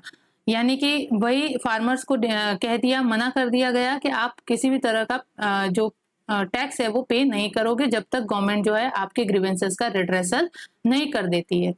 तो ये नॉन कॉर्पोरेशन हो गया, यानी गवर्नमेंट अथॉरिटी के साथ आप कॉपरेट नहीं कर रहे हो। गवर्नमेंट चाह रही है कि आप रिवेन्यू जमा करवाइए, लेकिन आप उस चीज से डिनाई कर रहे हो, तो ये नॉन कॉर्पोरेशन हो गया। तो खेड़ा सत्याग्रह के अंदर इन्होंने नॉन कॉर्पोरेशन वाला वेपन यूज किया। तो गांधीयन आइडियोलॉजी जो हमने पढ़ी, जिसके अंदर सिविल डिसोबीडियंस है, सत्याग्रह है, तो यहाँ पे ये चीजें यहाँ पे यूज की गई। तो फर्स्ट सत्याग्रह तो साउथ अफ्रीका में इन्होंने एक्सपेरिमेंट कर लिया था सत्याग्रह का, तो ठीक है। सिविल डिसोबीडियंस इन्होंने चंपारण सत्याग्रह के अंदर एक्सपेरिमेंट कर लिया, और नॉन कॉर्पोरेशन की आइडियोलॉजी का या इस वेपन का यूज इन्होंने खेड़ा सत्याग्रह से करके इसका भी एक्सपेरिमेंट इन्होंने कर लिया। ठीक है, और ये इसमें सफल भी रहते हैं। तो खेड़ा सत्याग्रह के अंदर भी प्रेशर क्रिएट किया जाता है नॉन कॉर्पोरेशन मूवमेंट के द्वारा, और फाइनली ब्रिटिश अथॉरिटी के साथ कॉम्प्रोमाइज करके इस चीज का रिड्रेसल किया जाता है। देन आता है Ahmedabad mill strike. Ahmedabad mill strike को अगर मैं आपको थोड़ा सा बताऊं तो इसमें कुछ भी नहीं था। अहमदाबाद के अंदर जो मिल्स रन कर रही थी, उनके जो ओनर थे और जो लेबर थे, उनके बीच का ये स्ट्रगल है। लेबर चाह रहे थे कि उनके जो वेजेस है उनके अंदर बहुत टाइम से इंक्रीमेंट नहीं हुआ है, उसके अंदर इंक्रीज किया जाए। तो ओनर इस चीज से रेडी नहीं थे, तो लेबर ने फिर गांधी जी के नेतृत्व में गांधी जी ने इस चीज को एड्रेस किया, और लेबर लोगों ने गांधी जी के डायरेक्शन के अंदर वहां पे सत्याग्रह लॉन्च किया। लेकिन फर्स्ट टाइम यहाँ पे ध्यान रखने वाली बात क्या है कि इन्होंने फर्स्ट टाइम गांधी जी ने हंगर स्ट्राइक को परफॉर्म किया, यानी आमरण अनशन। जब तक हमारी डिमांड को फुलफिल नहीं किया जाता, या जो सेकंड पार्टी है या जो ओनर वाली पार्टी है वो नेगोशिएशन पे नहीं आ जाती, तब तक क्या करेंगे गांधी जी? आमरण अनशन करेंगे। तो फिर ओनर लोगों ने सोचा कि अगर ऐसा कुछ हो गया, उनको पता था कि गांधी जी ने अगर कुछ डिसाइड किया है, क्योंकि उनकी इमेज भी ऐसी बन चुकी थी बिकॉज ऑफ द रूमर्स वगैरह जो वो वर्क कर रहे थे खेड़ा सत्याग्रह और जो चंपारण सत्याग्रह से लगा के साउथ अफ्रीका के अंदर जो उन्होंने किया, तो देवर वेल नोन की गांधी जी ने अगर हंगर स्ट्राइक करते हुए यहाँ पे उनके साथ कुछ भी गलत हो जाता है तो हम लोग जो है वो मुसीबत में पड़ जाएंगे। तो ओनर ने फिर कॉम्प्रोमाइज के लिए यहाँ पे तैयार हो गए। ठीक है, तो याद रखने वाली बात कि फर्स्ट टाइम हंगर स्ट्राइक भी इनकॉर्पोरेट किया जा सकता है विद द सत्याग्रह, वो गांधी जी को भी यहाँ से पता चलता है अहमदाबाद मिल स्ट्राइक से। ठीक है, तो यहाँ पे मिल वर्कर्स के जो ग्रीवेंसेस थे उनके रिजॉल्व के लिए या उनके इश्यूज को और ज्यादा स्ट्रेंथन करने के लिए गांधी जी ने खुद यहाँ पे हंगर स्ट्राइक को परफॉर्म किया था, और इस चीज से उनको भी रियलाइज हुआ कि हंगर स्ट्राइक जैसा वेपन भी सत्याग्रह के अंदर इनकॉर्पोरेट किया जा सकता है। ठीक है, देन आता है रॉलेट एक्ट। रॉलेट एक्ट पास किया जाता है ब्रिटिश अथॉरिटी द्वारा। क्यों पास किया जाता है? मैंने बताया आपको, वर्ल्ड वॉर फर्स्ट स्टार्ट हो चुका था, इंडिया के अंदर होम रूल मूवमेंट चल रहा था, आपके 1915 के पीरियड से स्टार्ट हो चुका था, 1917 तक पूरा चलता है और उसका आफ्टर भी रहता है। ठीक है, मेजरली ये फॉर्म के अंदर ये अपने पीक पे होता है होम रूल मूवमेंट। ठीक है, यानी कि होम रूल मूवमेंट का मतलब अपने इंडिया के लिए जो डोमिनियन स्टेटस है उसका दर्जा लेना, या फिर जो सेल्फ रूल है उसको ब्रिटिश अथॉरिटी को कंपेल करना कि वो हमें कन्फर्ड करे ये स्टेटस होम रूल का। तो तिलक और एनी बेसेंट के लीडरशिप में होम रूल मूवमेंट स्टार्ट होता है और गांधी जी अभी भी एक्टिव पॉलिटिक्स से बाहर ही है। ठीक है, तो ये सारे नेशनलिस्ट एक्टिविटी चल रही है और होम रूल मूवमेंट ने बहुत एक बड़ा मास मूवमेंट जो है इंडिया के अंदर खड़ा कर दिया था।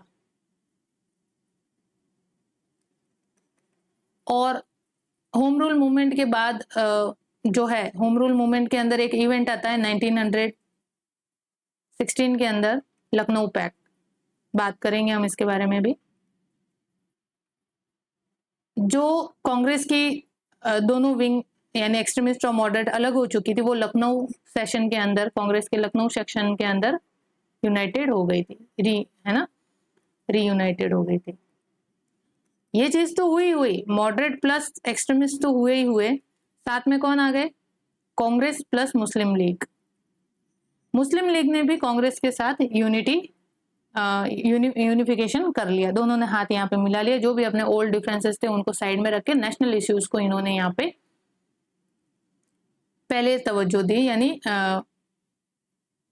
अपने प्राइमरी ऑब्जेक्टिव्स में रखा। ये हम बात करेंगे क्यों मुस्लिम लीग कांग्रेस के साथ वगैरह आ गई, ये बाद में। लेकिन यहाँ पे बात लखनऊ पैक्ट के अंदर है कि नॉट ओनली मॉडरेट और एक्सट्रीमिस्ट एक साथ आ चुके हैं, कांग्रेस और मुस्लिम लीग भी एक आ चुके। तो यहाँ पे जो डिवाइड एंड रूल पॉलिसी थी, जो फैक्टर क्रिएट कर रखा था ब्रिटिश पॉलिसी ने, सो दैट कि इस मास मूवमेंट को या इस नेशनल इंडियन नेशनल मूवमेंट को वीकन किया जा सके, वो अब यहाँ पे फेल होती नजर आ रही है।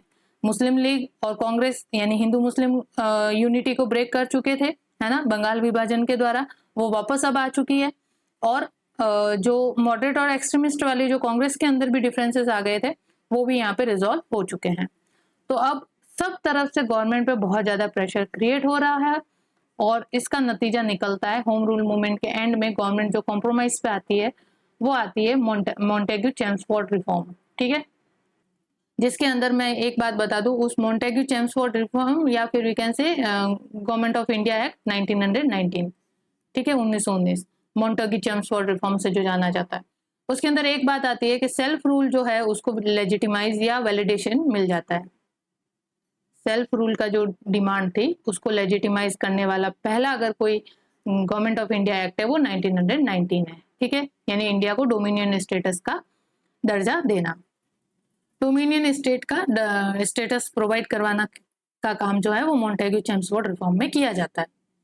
लेकिन क्या होता है कि यहाँ पे ये सिर्फ जो है लीडर ही पार्टिसिपेट करते हैं इस चीज के अंदर। मॉन्टेग्यू चेम्सफोर्ड रिफॉर्म के अंदर और भी ऐसी चीजें हैं जो मास को, पब्लिक को मंजूर नहीं होती और फाइनली 1718 के अंदर दंगे भी भड़क जाते हैं, हिंदू मुस्लिम दंगे भड़क जाते हैं। ठीक है, कम्युनल रायोट्स हो जाते हैं।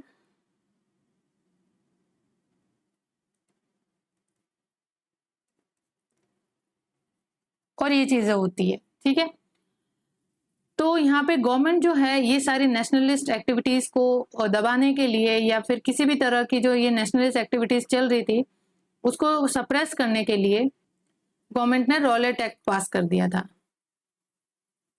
रॉलेट एक्ट जिसका ये प्रोविजन था कि विदाउट किसी भी मतलब किसी भी इंसान को जो सस्पिशियस है ना, विदाउट ट्रायल और विदाउट कन्विक्शन के उसको जेल भेजा जा सकता है। ठीक है, तो वेरी रिप्रेसिव और सप्रेसिव इन द नेचर। और इसके अंदर जो हेबियस कॉर्पस, जो पॉलिटी का टॉपिक है हेबियस कॉर्पस, उसके राइट से यहाँ पे जो सस्पेंड कर दिया जाता है, suspend the right of habeas corpus in the Rowlatt act. तो repressive measures of government of India, है ना, और इसके खिलाफ जो है जब ये इस तरह का रॉलेट एक्ट पास हुआ जो रिप्रेसिव नेचर का था, डिस्क्रिमिनेटिव नेचर का था, उसके खिलाफ गांधी जी ने यहाँ पे आवाज उठाई, जो नाम से जाना जाता है रॉलेट सत्याग्रह के नाम से। रॉलेट सत्याग्रह 1919 के अंदर, बिकॉज रॉलेट एक्ट भी 1919 में ही पास हुआ है। और इसके अंदर क्या होता है, किसी भी इंसान को विदाउट ट्रायल, विदाउट कन्विक्शन के आप जेल में डाल सकते हो। तो जेल में डालने से पहले उसके जुर्म को सत्यापित करना होता है, प्रूफ करना होता है, लेकिन इसमें ऐसा नहीं था। रॉलेट एक्ट के अंदर सस्पिशन या किसी भी व्यक्ति के ऊपर संदेह के बलबूते पे उसको आप जेल में सीधा डायरेक्ट डाल सकते हो, विदाउट ट्रायल और कन्विक्शन, विदाउट मजिस्ट्रेट के सामने पेश किए आप उसको जेल में डाल सकते हो। तो इस वजह से इस एक्ट के खिलाफ गांधी जी ने यहाँ पे फर्स्ट मास स्ट्राइक परफॉर्म किया था। तो यहाँ पे रॉलेट एक्ट से याद रखने वाली बात गांधी जी रिलेटेड कि उन्होंने फर्स्ट अगर मास स्ट्राइक करवाई थी या मास स्ट्राइक परफॉर्म की थी तो वो रॉलेट सत्याग्रह के अंदर की थी। तो ऐसे क्वेश्चन आ सकता है ना आपका, जैसे अहमदाबाद मिल स्ट्राइक के अंदर भी क्वेश्चन आ सकता है, ये भी क्वेश्चन बन सकता है कि अहमदाबाद मिल स्ट्राइक वाज कि which element incorporated in the satyagraha, या which element Gandhi ji first perform at the Ahmedabad mill strike, है ना, या उनकी जो आइडियोलॉजी से बिलोंग करने वाला एलिमेंट्स है वो कौन सा first time Ahmedabad mill strike के अंदर उन्होंने परफॉर्म किया था, तो वो हंगर स्ट्राइक थी। रॉलेट एक्ट में उन्होंने फर्स्ट टाइम क्या परफॉर्म किया था, तो वो मास स्ट्राइक थी, ठीक है। और रॉलेट एक्ट सत्याग्रह के अंदर ही गांधी जी जो है वो फर्स्ट टाइम यहाँ पे मास स्ट्राइक करवाते हैं, यानी mass protest at all India level जो है वो परफॉर्म करते हैं। बिकॉज 1919 आते आते गांधी जी की जो पॉपुलरिटी है वो ऑल इंडिया तक हो चुकी थी, बिकॉज वो वेरियस सिटीज, वेरियस जो इंडियन टेरिटरी है उसके ऊपर विजिट कर रहे थे। तो गांधी जी जो है वो लोगों से एज अ मसीहा के रूप में जुड़ते जा रहे थे, है ना। तो पॉपुलर, मैं कहना सोशल वर्कर के रूप में, या उनकी जो आवाज है वो एकदम नीडर तरीके से गवर्नमेंट के सामने कोई रख सकते थे, तो लोगों को लगता है वो सिर्फ कौन हो सकता है, गांधी जी हो सकता है। और वैसे भी मॉडरेट और एक्सट्रीमिस्ट से तो हमने आइडियोलॉजी में पढ़ा ही है किस तरह से वो कॉन्फाइन रह चुके थे। तो गांधी जी जो थे वो उन चीजों से थोड़ा सा एक्सटेंडेड फॉर्म के अंदर है, वो मास को भी यहाँ पे इनकॉर्पोरेट करते हैं अपने मूवमेंट के अंदर। तो मास को तो इनकॉर्पोरेट करने की बात तो सभी ने की थी, मॉडरेट्स ने भी की थी, यहाँ पे एक्सट्रीमिस्ट ने भी की थी, लेकिन वो सब थ्योरेटिकल रह गए थे, प्रैक्टिकल नहीं आए थे। लेकिन गांधी जी यहाँ पे प्रैक्टिकली, आप रॉलेट सत्याग्रह के अंदर देखो तो मास प्रोटेस्ट उन्होंने ऑर्गेनाइज किया था, ठीक है। तो ये चीजें जो है रॉलेट सत्याग्रह, अहमदाबाद मिल स्ट्राइक, चंपारण सत्याग्रह, खेड़ा सत्याग्रह के रिलेटेड जो है इंपॉर्टेंट बात आपको याद रखने के लिए गांधी जी रिलेटेड ये चीजें थी। तो ये गांधी जी की कुछ अर्ली पॉलिटिकल एक्टिविटीज थी इंडिया के अंदर और साउथ अफ्रीका के अंदर। और रॉलेट एक्ट के बाद ही 1919 के अंदर ही जिस तरह से गांधी जी ने ये मास प्रोटेस्ट ऑर्गेनाइज किया था एट ऑल इंडिया लेवल, तो जगह जगह पे मास प्रोटेस्ट हो रहे थे, तो ऐसे ही एक प्रोटेस्ट हो रहा था जलियांवाला बाग के अंदर, जलियांवाला बाग, इसके बारे में भी हम डिस्कस करेंगे। क्या हुआ जलियांवाला बाग के अंदर, सभी जानते ही है। वहां पे सैंडर्स नामक जो ब्रिटिश ऑफिसर था, उसने मास जो है वो जो वहां पे प्रोटेस्ट कर रही थी वो पीसफुली प्रोटेस्ट कर रही थी, पीसफुली डेमोन्स्ट्रेट कर रही थी, लेकिन वहां पे उसने एक बहुत ही रिप्रेसिव मेजर्स अपनाया और उनके ऊपर जो पीसफुल प्रोटेस्टर थे उनके ऊपर गोली चलाने का आदेश दे दिया, ठीक है। बहुत बड़ी भीड़ थी, उन्होंने अपनी जान बचाने के लिए कुछ कुएं में कूद गए, कुछ गोलियों का शिकार हुए, और एक बहुत बड़ा ये मैसेकर होता है, जलियांवाला बाग मैसेकर, ठीक है। बहुत सारे लोग इसमें मारे जाते हैं और ये एक वायलेंट रिप्रेसिव मेजर्स होता है बाय द ब्रिटिश गवर्नमेंट। और इसके बाद से गांधी जी के जो है कंप्लीटली जो व्यू पॉइंट था या जो भी उनकी थिंकिंग थी वो चेंज हो जाती है, ठीक है। Jallianwala Bagh massacre was, we can say कि एक माइलस्टोन क्रिएट करता है गांधी जी की थिंकिंग को टर्न देने के लिए। और जलियांवाला बाग मैसेकर के बाद से जब गांधी जी की पूरी थिंकिंग चेंज हो जाती है, सब चीजें डेवलपमेंट तो हो ही रहे थे, मॉन्टेग्यू चेम्सफोर्ड आया, ये आया, वो आया, तब तक गांधी जी को कुछ नहीं था। लेकिन जब जलियांवाला बाग मैसेकर होता है तब गांधी जी को ब्रिटिश अथॉरिटी का रियल सप्रेसिव, अब तक तो गांधी जी क्या सोच रहे थे कि नहीं चलो हम ब्रिटिश अथॉरिटी से लॉयल रहते हुए ही हम जो पॉलिटिकल रिफॉर्म्स है या जो भी एडमिनिस्ट्रेटिव रिफॉर्म्स है वो एक्सपेक्ट करते हैं। लेकिन जब ये जलियांवाला बाग मैसेकर हुआ तब गांधी जी को कम्प्लीटली पता चल गया कि किस तरह से ब्रिटिश जो है they are not willing to give any share of the power to the Indians, कभी भी नहीं, ठीक है। तो इस वजह से गांधी जी जो है फिर यहाँ से, अब जो पहले एक्टिव पॉलिटिक्स में नहीं थे, जस्ट ओनली कंस्ट्रक्टिव वर्क के अंदर अपना फोकस किए हुए थे, now he become a political leader, और इन्होंने अब एक्टिव पॉलिटिक्स के अंदर एंटर किया। तो 1920 के बाद से गांधी जी ने यहाँ पे एक्टिव पॉलिटिक्स में एंट्री ली by the non corporation, launching the non corporation movement, ठीक है। नाउ अब हम देखते हैं नेचर और character of Gandhian mass movement, जो गांधी जी ने किस तरह से मास को इनकॉर्पोरेट किया था अपने मूवमेंट के अंदर और उनकी स्ट्रेंथ को यूटिलाइज किया था, वो समझते हैं। तो this can be a main question directly, nature और character of Gandhian mass movement आपको डायरेक्टली पूछा जा सकता है मेंस में, कहीं पे भी आपके स्टेट पीसीएस है या फिर यूपीएससी है वगैरह में, तो आप इसको थोड़ा सा ध्यान से देखिएगा। तो यहाँ पे गांधी जी जो है, again we can say he was a great votary of mass movement. उनको पता था कि विदाउट मास स्ट्रेंथ को इनकॉर्पोरेट किए अपने मूवमेंट के अंदर, आप जो अपने स्वराज के गोल है या जो अटेनमेंट ऑफ फ्रीडम है वो आप या अचीव नहीं कर सकते, ठीक है। इस वजह से उन्होंने हमेशा मास के जो स्ट्रेंथ है उसको ट्रू वे में रियलाइज किया, प्रैक्टिकली रियलाइज किया, और उसको राइट डायरेक्शन के अंदर मास स्ट्रेंथ को यूटिलाइज भी किया अपने मूवमेंट के अंदर, because he had a faith in strength and self sacrificing spirit of mass, ठीक है। एंड उनका ये मानना था, और वो ये चाहते भी थे कि जो नेशनल मूवमेंट है वो कम्प्लीटली या प्योरली जो है वो मास मूवमेंट हो, ना किसी पार्टी का मूवमेंट हो, ना पर्टिकुलर किसी ऑर्गेनाइजेशन का मूवमेंट हो, या फिर किसी पर्टिकुलर जो पॉलिटिकल ग्रुप है उसका ये इंडियन नेशनल मूवमेंट जो है उसको लीड करे। इंडियन नेशनल मूवमेंट को कौन लीड करे? भारत की जनता करे, बिकॉज ये चीज भारत के आजादी के लिए हो रहा है, इंडिया के फ्रीडम के लिए हो रहा है। तो इंडिया की जो मास है वही इस चीज को आगे बढ़ाए या फिर इस चीज के अंदर वर्क करे। तो दैट्स व्हाई ही वांटेड कि नेशनल मूवमेंट जो है वो प्योरली मास मूवमेंट होना चाहिए, और इस वजह से उन्होंने ब्रॉड अप्रोच यूज करते हुए मास मोबिलाइजेशन को परफॉर्म किया।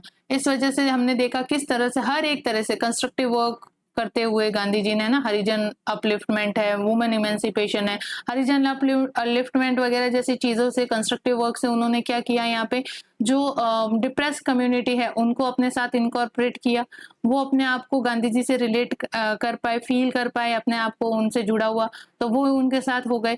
फिर वुमेन के अपलिफ्टमेंट की बातें की उन्होंने, तो वुमेन जो है जो कई सदियों तक चेन में बंद है, घर एक चार दीवारी के अंदर सिर्फ घर के कामों के अंदर बंद है।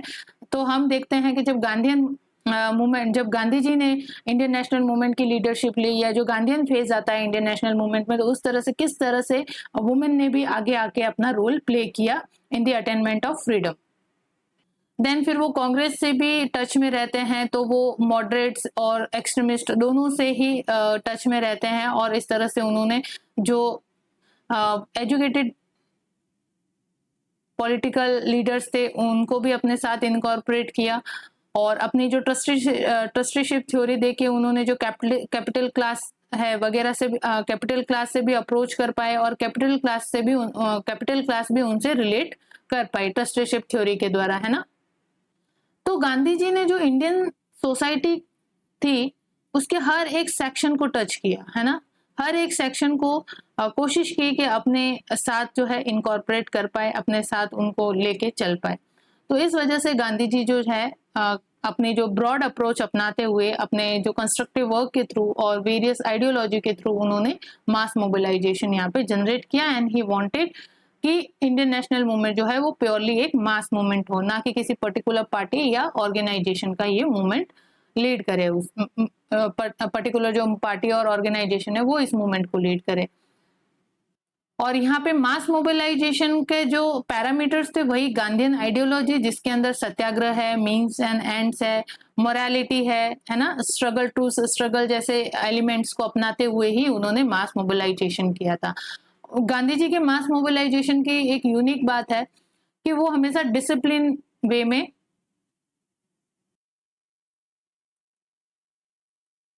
डिसिप्लिन में रहते हुए उन्होंने मास मोबिलाइजेशन किया था। उनका कंप्लीटली ये था चीज कि जो भी वो मेथड यूज कर रहे हैं, जो भी जैसे element of Satyagraha he using means and ends, morality वगैरह, तो वो नॉट ओनली यहाँ पे प्रिंसिपल है उनके प्रोग्राम एंड पॉलिटिकल मेथड्स के, बट वो प्रैक्टिकल अप्रोच भी रखते हैं, यानी कि किसी भी सिचुएशन के अंदर जो है ये प्रिंसिपल ब्रेक नहीं होने चाहिए।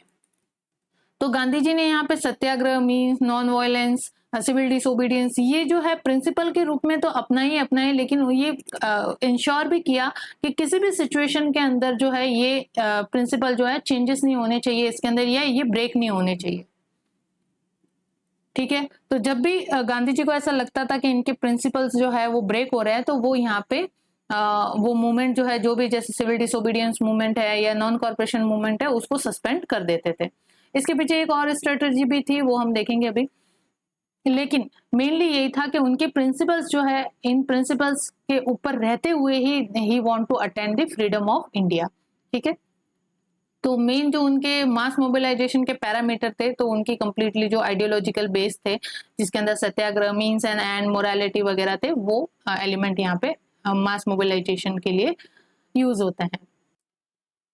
तो अब यहाँ पे अगर हम नेचर एंड कैरेक्टर देखें मास मोबिलाइजेशन का, तो जो एलिमेंट या जो आइडियोलॉजी नॉन वायलेंस की यूज की गई थी गांधी जी के मूवमेंट के अंदर, नॉन वायलेंस मूवमेंट के अंदर नॉन वायलेंस जो एलिमेंट है उसका यूज किया गया था, वो एक प्रिंसिपल का मैटर, ठीक है, एक सिद्धांतों का मैटर है, लेकिन इसके साथ साथ ये एक प्रैक्टिकल फैसेट भी रखता है। कैसे कि जो नॉन वायलेंट मूवमेंट गांधी जी के द्वारा यहाँ पे चलाया गया था, वो कंप्लीटली डिफरेंट है। जो non violence movement passive resistance के नाम से जो जाना जाता है, जो एक्सट्रीमिस्ट के द्वारा चलाया था, उससे बिल्कुल ही डिफरेंट है। गांधी जी द्वारा चलाया गया नॉन वायलेंस मूवमेंट और जो एक्सट्रीमिस्ट द्वारा चलाया गया नॉन वायलेंस मूवमेंट, जो पैसिव रेजिस्टेंस के नाम से जाना जाता है, वो ये कंप्लीटली डिफरेंट है। क्योंकि हम जानते हैं, हमने एक्सट्रीमिस्ट आइडियोलॉजी और एक्सट्रीमिस्ट और रिवोल्यूशनरी मूवमेंट पढ़े, तो हमने देखा कि किस तरह से एक्सट्रीमिस्ट ने पैसिव रेजिस्टेंस को जो है सस्टेन नहीं कर पाए। यहाँ पे जो रिवोल्यूशनरी एक्टिविटीज है वो ब्रेकआउट हो ही जाती है, वायलेंस जो है वो ब्रेकआउट हो ही जाता है, even they were following the principle of passive resistance.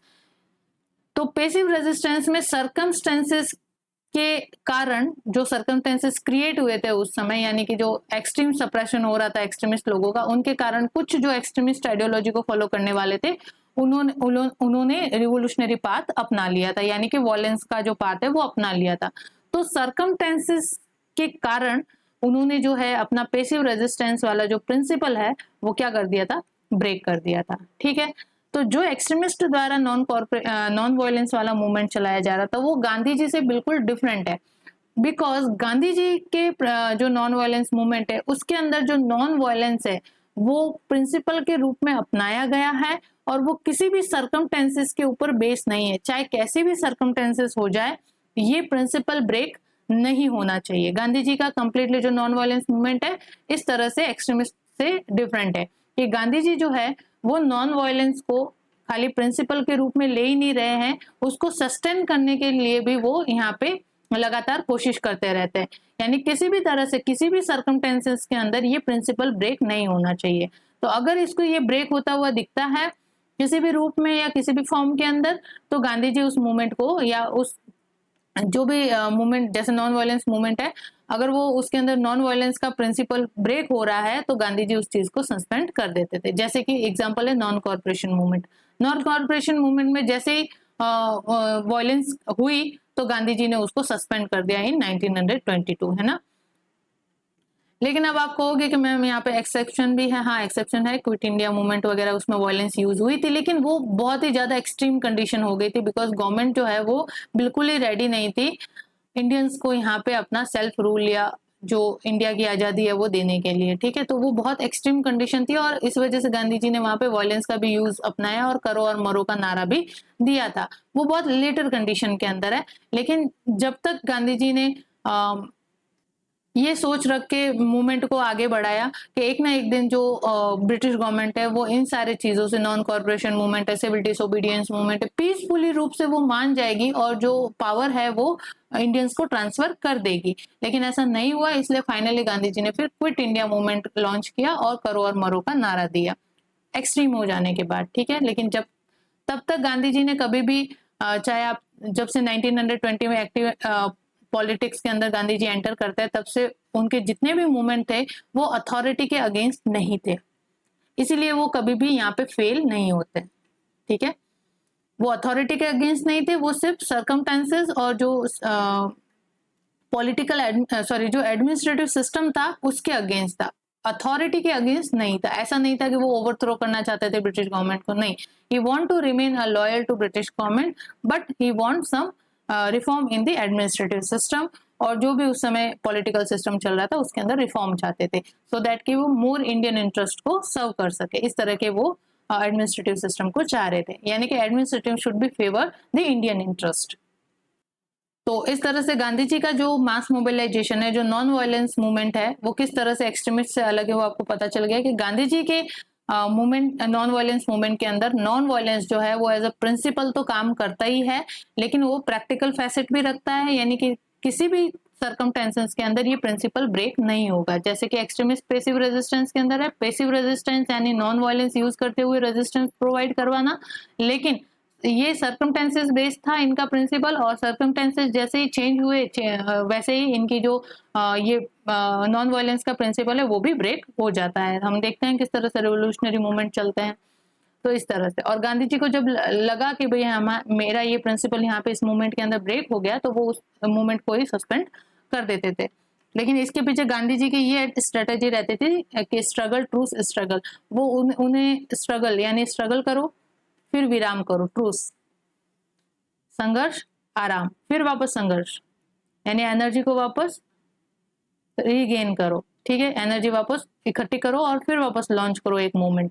Because इससे क्या होता था कि गांधी जी को पता था कि मास जो है या जो पब्लिक है उसकी एक कैपेसिटी है, उसकी एक लिमिट है टू कन्फ्रंट द अथॉरिटी, है ना। एक हद तक ही वो अथॉरिटी को जो है वो कन्फ्रंट कर सकती है, उसके बाद जो है उनकी जो एनर्जी है वो लॉस्ट होती जाती है। किसी भी मूवमेंट की एनर्जी एक टाइम गैप के बाद जो है वो लॉस्ट होती जाती है, जब एक्सट्रीम सप्रेशन देखने को मिलता है। कई लीडर्स जो है वो इम्प्रिजन कर दिए जाते हैं, कई जो लोग हैं वो जेल भेज दिए जाते हैं, तो इस तरह से लोग जो है उनमें से एब्सेंट होने लगते हैं, जो मेजर लीडर वगैरह होते हैं, और वो मास मूवमेंट जो है धीरे धीरे सप्रेस होने लगता है। तो बेटर है कि उसको सप्रेस किया जाए, आप अपनी पूरी एनर्जी के साथ विड्रॉ कर लो, है ना। जितनी एनर्जी आपने खर्च कर दी ठीक है, बाकी जो बची है उसके साथ विड्रॉ कर लो और वापस एनर्जी रिगेन करने के अंदर लग जाओ। तो गांधी जी की ये स्ट्रेटेजी रहती थी, ठीक है।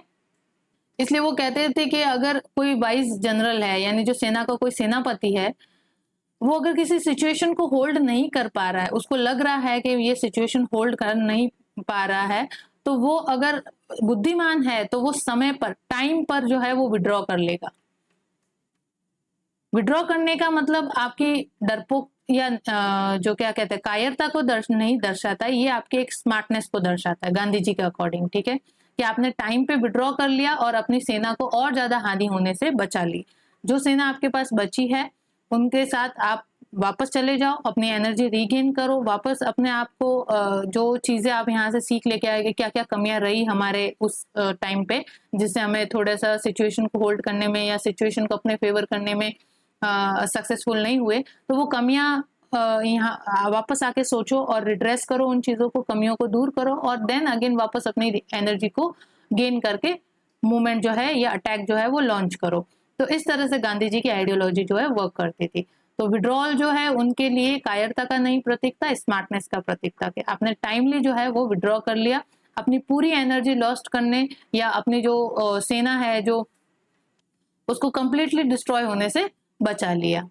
अगर आप अगर बहादुर होके कि नहीं हम पीछे नहीं हटेंगे इस तरह से अगर लड़ते हो, तो आप क्या होगा, आप सिचुएशन तो वैसे भी आपको पता है कि आप लॉस्ट होने वाले हो, लेकिन आपने ये सोचा कि नहीं अगर हम पीछे हट गए तो हम कायर कहलाएंगे, इस वजह से आप लड़ते जाते हो, लेकिन आपको पता है ये चीज वॉर जो है आपके फेवर में नहीं होने वाला है। उससे आप क्या करोगे, आपको एक ही लॉस होगा कि आपकी सारी सेना भी नष्ट हो जाएगी और वापस री अटैक करने के लिए आप बचोगे ही नहीं, ठीक है।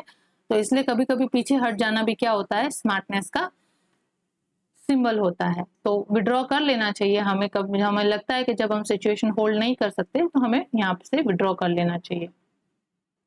देन इनके जो मास मूवमेंट था, गांधी जी के मास मूवमेंट का, उसका मेन जो इंपॉर्टेंट एस्पेक्ट है वो क्या है, कंस्ट्रक्टिव प्रोग्राम। बताया मैंने किस तरह से कंस्ट्रक्टिव प्रोग्राम को यूज करते हुए गांधी जी ने मास को यहाँ पे अप्रोच किया था, इनकॉर्पोरेट किया था और मास मूवमेंट जो है उसको क्रिएट किया था।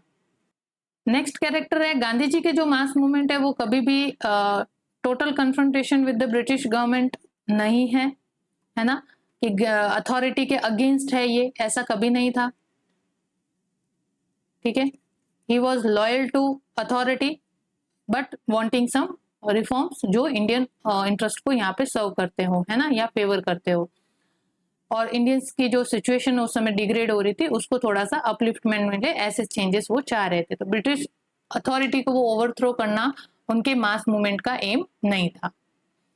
हाँ, यहाँ पे एक्सेप्ट है आपका क्विट इंडिया मूवमेंट। मैंने कहा ये बहुत ही एक्सट्रीम कंडीशन हो गई थी, तब गांधी जी ने यहाँ पे वायलेंस का भी यूज लिया, करो और मरो का नारा देते हुए, और क्विट इंडिया मूवमेंट जैसा एक मास मूवमेंट लॉन्च किया जिसके अंदर वायलेंस भी थी और हर तरीके के जो चीजें गांधी जी ने पहले सिविल डिसोबीडियंस वगैरह चलाया था वो सारे यहाँ पे रूल ब्रेक होते हैं। तो ये एक्सेप्शन है, ठीक है। लेकिन यहाँ पे गांधीयन मास मूवमेंट का अगर रियल कैरेक्टर देखें हम तो वो ये है कि वो टोटल अथॉरिटी के कन्फ्रंटेशन के साथ नहीं था या अगेंस्ट नहीं था, ठीक है। इसीलिए ये कारण था कि वो कभी भी लॉस्ट नहीं हुए। जगह जगह पे उन्होंने satyagraha, civil disobedience, non corporation movement चलाए और वो सक्सेसफुल हुए। जो अथॉरिटी थी वो कॉम्प्रोमाइज के लिए रेडी हो जाते थे, बिकॉज अथॉरिटी जानती थी कि ये हमारे अगेंस्ट नहीं है, हमें इनसे कोई भी चैलेंज फेस नहीं करना पड़ रहा है। ही जस्ट वांट रिफॉर्म्स, एंड वो लाजमी था कि अगर आप किसी कंट्री में रह रहे हो तो वहां के कंट्री के लोगों के भी उस पावर शेयरिंग के अंदर जो है, या जो एडमिनिस्ट्रेटिव रन करने जो सिस्टम है उसके अंदर इंडियंस का शेयर भी हो, या जो भी जिस कंट्री के भी अंदर हो तो उन लोगों का भी शेयर होना चाहिए। तो वो ये चीज को रियलाइज करते थे, लेकिन वो कंप्लीट पावर ट्रांसफर करना नहीं चाहते थे। तो लेकिन फिर भी उन्हें पता था कि हाँ चलो ये रिफॉर्म ही मांग रहे हैं, हमें चैलेंज नहीं कर रहे हैं, यानी हमारी अथॉरिटी को रूट आउट करने की ये कोशिश नहीं कर रहे। इस वजह से गांधी जी को कभी भी अथॉरिटी का सप्रेशन या अथॉरिटी का कन्फ्रंटेशन करने की नौबत नहीं आई थी, ठीक है, बिकॉज उनका जो मास मूवमेंट था वो अथॉरिटी के अगेंस्ट कभी था ही नहीं। देन मास मोबिलाइजेशन का सबसे मेन स्ट्रेटेजी उनकी स्ट्रगल ट्रूथ स्ट्रगल, इसको डिटेल में देखेंगे हम। संघर्ष विराम संघर्ष, ये थोड़ा सा मैंने आपको एक्सप्लेन भी कर दिया किस तरह से वापस एनर्जी को रिग्रेन करना है ट्रूथ की स्टेज में। और ट्रूथ जो है कंप्लीटली कभी भी यहाँ पे पेसिवनेस नहीं दिखाता है, ठीक है। इसके अंदर भी वर्क जो है वो इंडियन नेशनल मूवमेंट कह दो, अगर ट्रूथ के फॉर्म में चल रहा है तो वहां पे भी वर्क तो कुछ ना कुछ हो रहा है, पॉलिटिकल वर्क हो ही रहा है जो इंडियन नेशनल मूवमेंट को कंटिन्यू रखे हुए। जैसे हम देखोगे ट्रूथ के अंदर गांधी जी मेजर फोकस करते थे कंस्ट्रक्टिव वर्क के ऊपर, ठीक है। तो स्ट्रगल ट्रूथ स्ट्रगल इनका मेन स्ट्रेटेजी थी for the mass movement. And here mass movement के अंदर मैंने बताया कि absence of any approach to seize power, किसी भी तरह की उनकी कोई भी ऐसी मंशा नहीं थी, कोई भी ऐसी अप्रोच नहीं थी जिससे कि वो ब्रिटिश अथॉरिटी की पावर को है सीज करना चाहते थे या उनको रूट आउट करना चाहते थे या ओवरथ्रो करना चाहते थे, ऐसी उनकी कोई भी मंशा नहीं थी। और या फिर ऐसा कोई इंस्टीट्यूशन क्रिएट करना जो एक ऑल्टरनेटिव पावर के रूप में वर्क करे, है ना, तो ऐसा भी उनकी कोई मंशा नहीं थी। लेकिन क्विट इंडिया मूवमेंट, अगेन मैं कहूंगी ये एक्सेप्शन है। क्विट इंडिया मूवमेंट में ये चीजें जो पहले ब्रिटिश अथॉरिटी के लॉयल थे, अभी गांधी जी जो है कंप्लीटली अगेंस्ट हो जाते हैं, और जहां पे वो पावर को सीज नहीं करना चाहते थे पहले, लेकिन क्विट इंडिया मूवमेंट के दौरान वो पावर को सीज करना चाहते हैं, ब्रिटिश अथॉरिटी को रूट आउट करना चाहते हैं, ओवरथ्रो करना चाहते हैं इंडिया से, and by the establishing the national government और इंटरिम गवर्नमेंट काइंड ऑफ, उन्होंने इस चीज को चैलेंज भी किया, यानी ब्रिटिश अथॉरिटी को चैलेंज भी किया। जैसे कि तामलुक और सतारा रीजन के अंदर उन्होंने नेशनल गवर्नमेंट की स्थापना करके ब्रिटिश अथॉरिटी को चैलेंज भी इन्होंने यहाँ पे किया। तो ये चीज है। तो इन शॉर्ट कहे हम तो गांधी जी जो थे वो बिलीव करते थे इन the control kind of mass movement के अंदर, है ना। मास मूवमेंट होना चाहिए लेकिन डिसिप्लिन वे में होना चाहिए, है ना। मॉब जो है वो आपकी गाइडलाइन अच्छे से फॉलो करे, किसी भी तरह के जो प्रिंसिपल यूज किए गए हैं मास मोबिलाइजेशन के अंदर उनका ब्रेक नहीं करे। तो गांधी जी ने अपने मास मूवमेंट के अंदर जो है डिसिप्लिन और control kind of mass movement को ही यहाँ पे सपोर्ट किया हुआ है, ठीक है। अगर उनको लगता है किसी भी तरह प्रिंसिपल ब्रेक हो रहा है या मास जो है वो कंट्रोल से बाहर जा रही है तो वो उस मूवमेंट को वहीं पे ही सस्पेंड कर देते थे, जिसके कारण उस मूवमेंट की कोई रिलेवेंसी नहीं रह जाती थी, ठीक है। इस तरह से गांधी जी जो है अपने मास को कंट्रोल में रखते थे। तो इस वजह से गांधी जी जो है वो बिलीवर थे नॉट रेडिकल चेंजेस के, बल्कि वो इवोल्यूशनरी प्रोग्रेस के बिलीवर थे। वो चाहते थे कि जो चेंजेस हो, जो प्रोग्रेस हो वो इवोल्यूशनरी हो, उद्विकास हो, यानी धीरे धीरे ग्रेजुअल चेंजेस हो, ना कि रेडिकल चेंजेस हो, है ना, तुरंत। लेकिन रेडिकल चेंजेस इन्होंने कब अडॉप्ट किए? क्विट इंडिया मूवमेंट के दौरान, जब उनके सारी चीजें जो है वो ब्रिटिश अथॉरिटी के सामने फेल हो जाती है, नॉन कॉर्पोरेशन, सिविल डिसोबीडियंस, सत्याग्रह, सब फेल हो जाता है। तब लास्ट में क्विट इंडिया मूवमेंट के दौरान वो रेडिकल चेंजेस की डिमांड रखते हैं। लेकिन तब तक गांधी जी वैसे ही जो मॉडरेट्स चाहते थे कि ग्रेजुअल प्रोग्रेस होनी चाहिए, ग्रेजुअल चेंजेस होने चाहिए, उसी तरह से गांधी जी भी बिलीव करते थे कि जो प्रोग्रेस हो वो इवोल्यूशनरी प्रोग्रेस हो, और within the constitutional limit में होते हुए, लॉ के फ्रेमवर्क में रहते हुए, और वी कैन से कि जो उनकी आइडियोलॉजी थी उसके फ्रेमवर्क में रहते हुए ही जो प्रोग्रेस हो वो होनी चाहिए, यानी कि मोरालिटी वगैरह जैसी चीजें हैं वो होनी चाहिए। गांधी जी कहते थे कि struggle should be moral and issue should be moral, कि आपका इश्यू भी क्या होना चाहिए? मॉरल होना चाहिए, और उसके लिए जो आप प्रोसेस यूज करोगे वो भी मॉरल होना चाहिए। तो यानी मोरालिटी वगैरह के जो वर्च्यूज है उनको ज्यादा इम्फेसाइज इन्होंने किया था।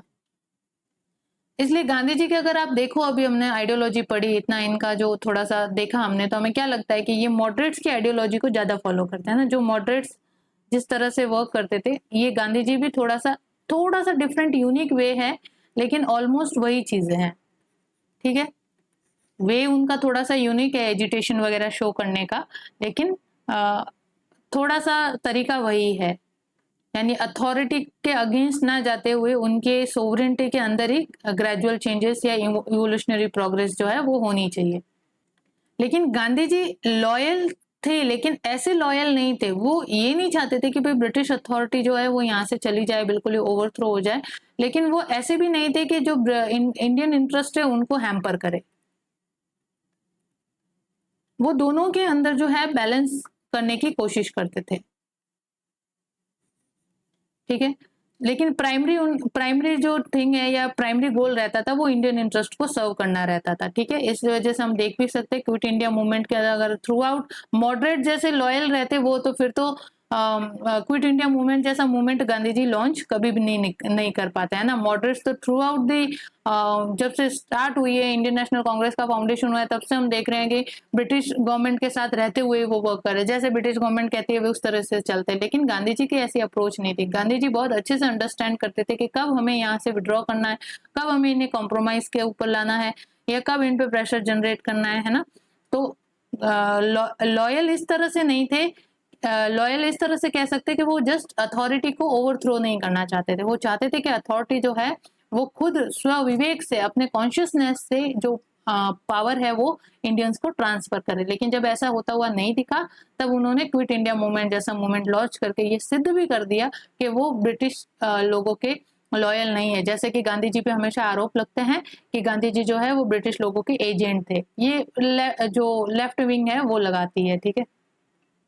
लेकिन ऐसा नहीं है, हमें उनको थोड़ा सा अंडरस्टैंड करने की जरूरत है।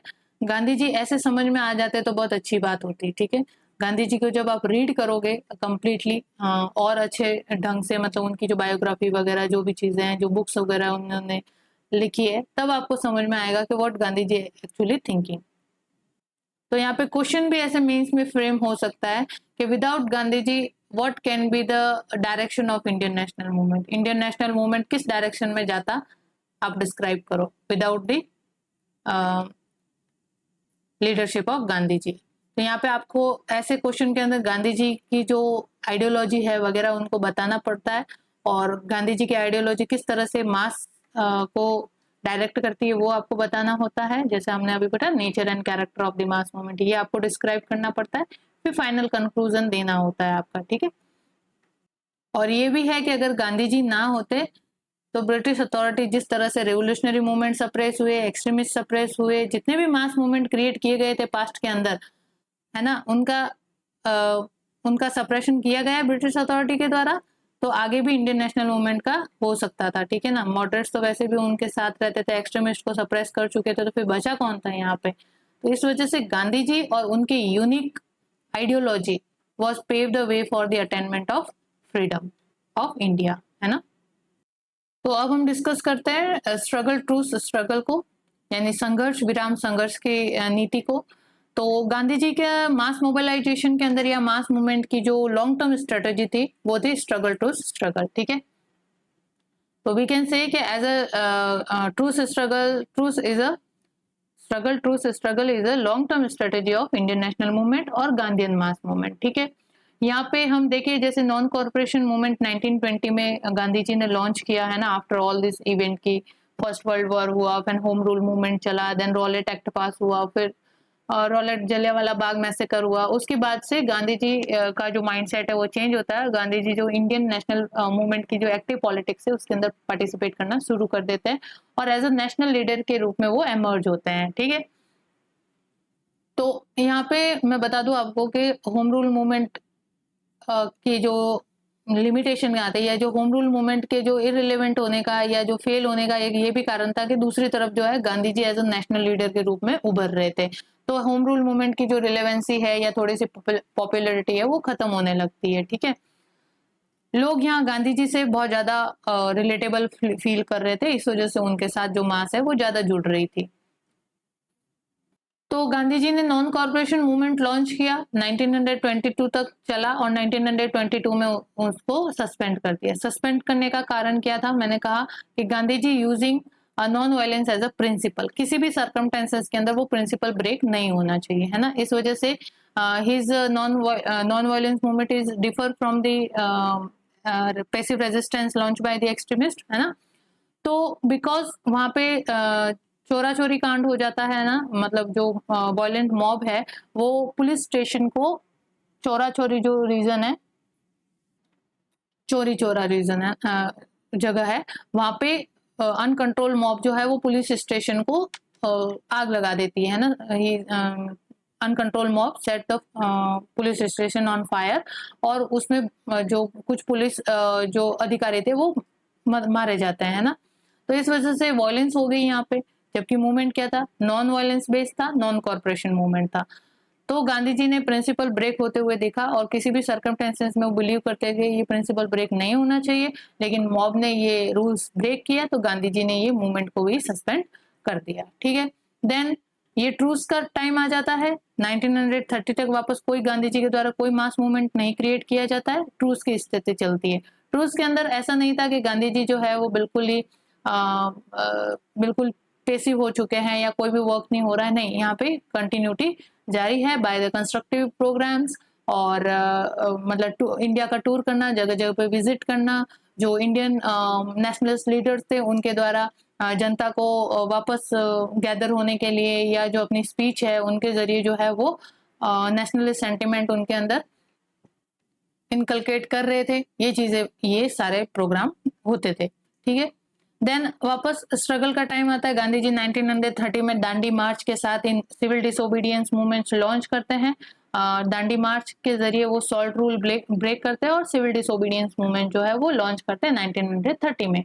लेकिन वापस वही क्या होता है, गांधी इरविन पैक्ट जो है एज अ कॉम्प्रोमाइज के रूप में यहाँ पे आ जाता है। जो ब्रिटिश अथॉरिटी वो गांधी जी के साथ यहाँ पे कॉम्प्रोमाइज करने के लिए रेडी होती है, गांधी इरविन पैक्ट होता है और 1934 में जो है सिविल डिसोबीडियंस मूवमेंट को सस्पेंड कर दिया जाता है, ठीक है। वापस ट्रूस की स्थिति आती है। यहाँ पे भी फिर ये नहीं है कि गांधी जी जो है बिल्कुल ही कुछ नहीं कर रहे हैं, वही उनके वर्क जो है चल रहे होते हैं, यानी एक्टिविटी तो चल रही होती है।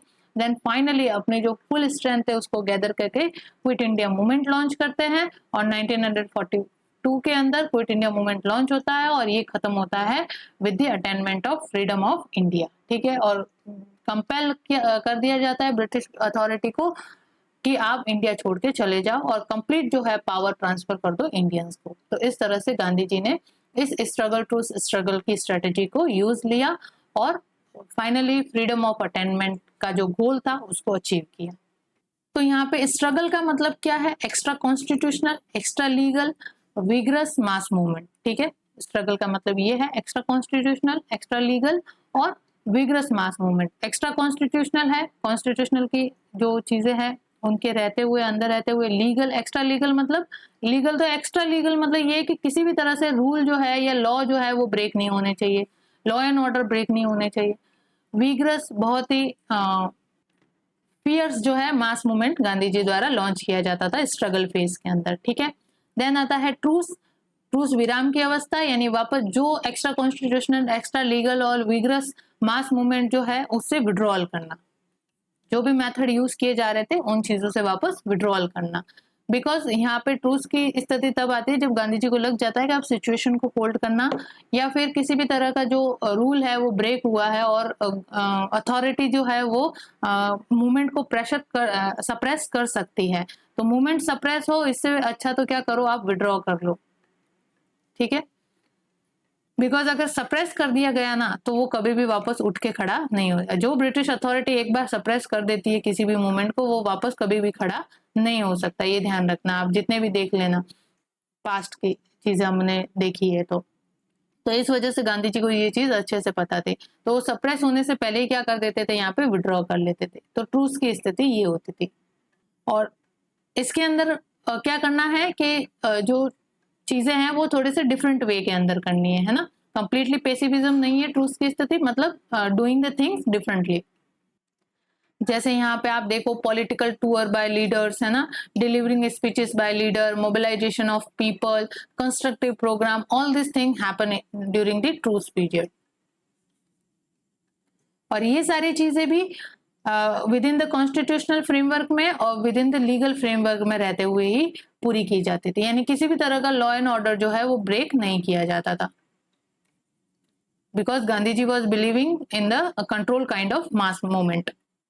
तो यहाँ पे ट्रूस जो है वो कंप्लीट ब्रेक नहीं है, बट क्या है कि चीजों को डिफरेंट तरीके से डिफरेंट फॉर्म के अंदर करने की बात है। यहाँ पे जो डिसकंटिन्यूटी हम ट्रूस के अंदर क्या देखते हैं, ट्रूस मतलब डिसकंटिन्यूटी, लेकिन it represent a continuity of national movement in a different form, ठीक है।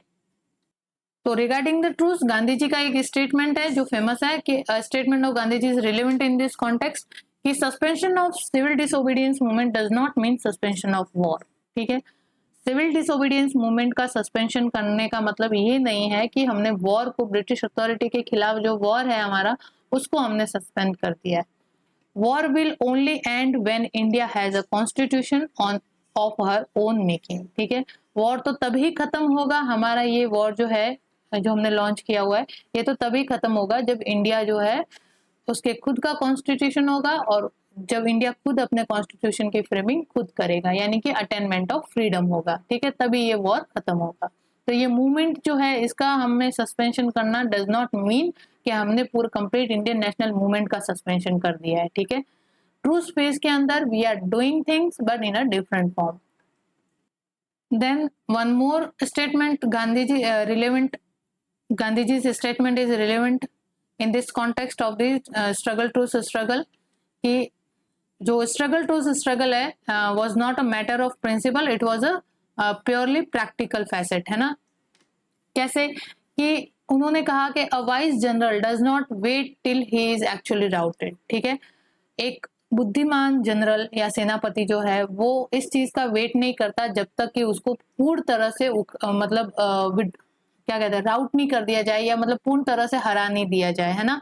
इस चीज का वो वेट नहीं करता है, वो टाइम से उस जगह से विड्रॉ कर देता है अपनी पूरी सेना के साथ इन अ ऑर्डरली मैनर, सो दैट कि वो अगेन वापस अपनी गलतियों को सुधार सके और वापस अटैक करने के लिए वो अपने आप को अपनी एनर्जी जो है उसको रीगेन कर सके। क्योंकि एक वाइस जनरल की यही निशानी है कि वो सिचुएशन को भाप जाता है और सही डिसीजन लेता है किस सरकमटेंसेस में क्या डिसीजन लेना चाहिए। अगर वो उससे बहादुरी से लड़ता रहे कि बहादुर कहलाने के लिए लड़ता रहे तो वो कंप्लीटली राउट हो जाएगा, कंप्लीटली डिस्ट्रॉय हो जाएगा, उसकी सेना भी और वो भी। लेकिन अगर वो टाइमली ऑर्डरली मैनर के अंदर विड्रॉ कर लेता है अपनी पोजीशन से तो उसकी जीतने के चांसेस जो है नेक्स्ट टाइम में और ज्यादा बढ़ जाते हैं। तो विड्रॉ करना is a symbol of smartness, not a cowardice, है ना, यानी कायरता का प्रतीक नहीं है ये विड्रॉ करना। तो बस गांधी जी ने ये स्टेटमेंट दिया था related with the struggle to struggle. तो यहाँ पे स्ट्रगल टू स्ट्रगल जो है हम ये कह सकते हैं कि मास मूवमेंट जो है वो कभी भी पेरिनियल नहीं हो सकता, सदा से चले या ऑलवेज रन होता रहे, ऐसा नहीं हो सकता है ना। इसकी भी कुछ लिमिटेशन होती है। जो लोगों की स्ट्रेंथ है, लोग है, उनकी कैपेसिटी होती है, उसकी लिमिटेशन होती है ना। तो एक लॉन्ग समय तक या बहुत लंबे समय तक मास जो है वो अथॉरिटी के रिप्रेशन को सैक्रिफाइस करने की जो फीलिंग है उसको कन्फ्रंट नहीं कर सकती है ना। तो बहुत लंबे समय तक वो सैक्रिफाइस भी नहीं कर सकती है, बहुत लंबे समय तक वो कन्फ्रंट भी नहीं कर सकती है अथॉरिटी से, बहुत लंबे समय तक स्टेट रिप्रेशन को भी बर्दाश्त वो नहीं कर पाते हैं। तो masses has limitation of their capacity. तो इस वजह से टाइमली और ऑर्डरली मैनर के अंदर विड्रॉ कर लेना ही समझदारी की बात होती है, सो दैट कि नेक्स्ट राउंड के लिए जब आप वापस स्ट्रगल लॉन्च करोगे तो आप अपनी एनर्जी को रिकर्पोरेट कर पाओगे और उसको अपनी स्ट्रेंथ को गैदर करके आप नेक्स्ट राउंड जब लॉन्च करोगे तो वो मोर पावरफुल होगा। अदरवाइज आप फर्स्ट राउंड के अंदर ही अपनी कंप्लीट एनर्जी को अगर लगा देते हो और उसके अंदर भी ये पॉसिबिलिटी नहीं है कि आप विन विन सिचुएशन आपकी होगी है ना, उसके अंदर ये भी पॉसिबिलिटी है कि आप वहां से लॉस्ट कर जाओ। अगर लॉस्ट किए तो कंप्लीट सप्रेशन हो जाएगा, वापस आप नेक्स्ट राउंड के लिए उठ खड़े भी नहीं हो पाओगे। तो अच्छा है कि टाइमली और ऑर्डरली टाइम से और ऑर्डरली मैनर के अंदर आप विड्रॉ कर लो, ठीक है, सो दैट के you can recuperate to gather the strength for next round of struggle. तो ये गांधी जी की स्ट्रगल टू स्ट्रगल स्ट्रेटेजी थी, जो उनकी एक लॉन्ग टर्म स्ट्रेटेजी के रूप में भी यहाँ पे इंडियन नेशनल मूवमेंट के अंदर वर्क करती है। तो आज का सेशन हम यही एंड करते हैं। I hope you like this session and please do like and share and comment to our YouTube channel, that is examyatra.com, and please support our effort. Thank you.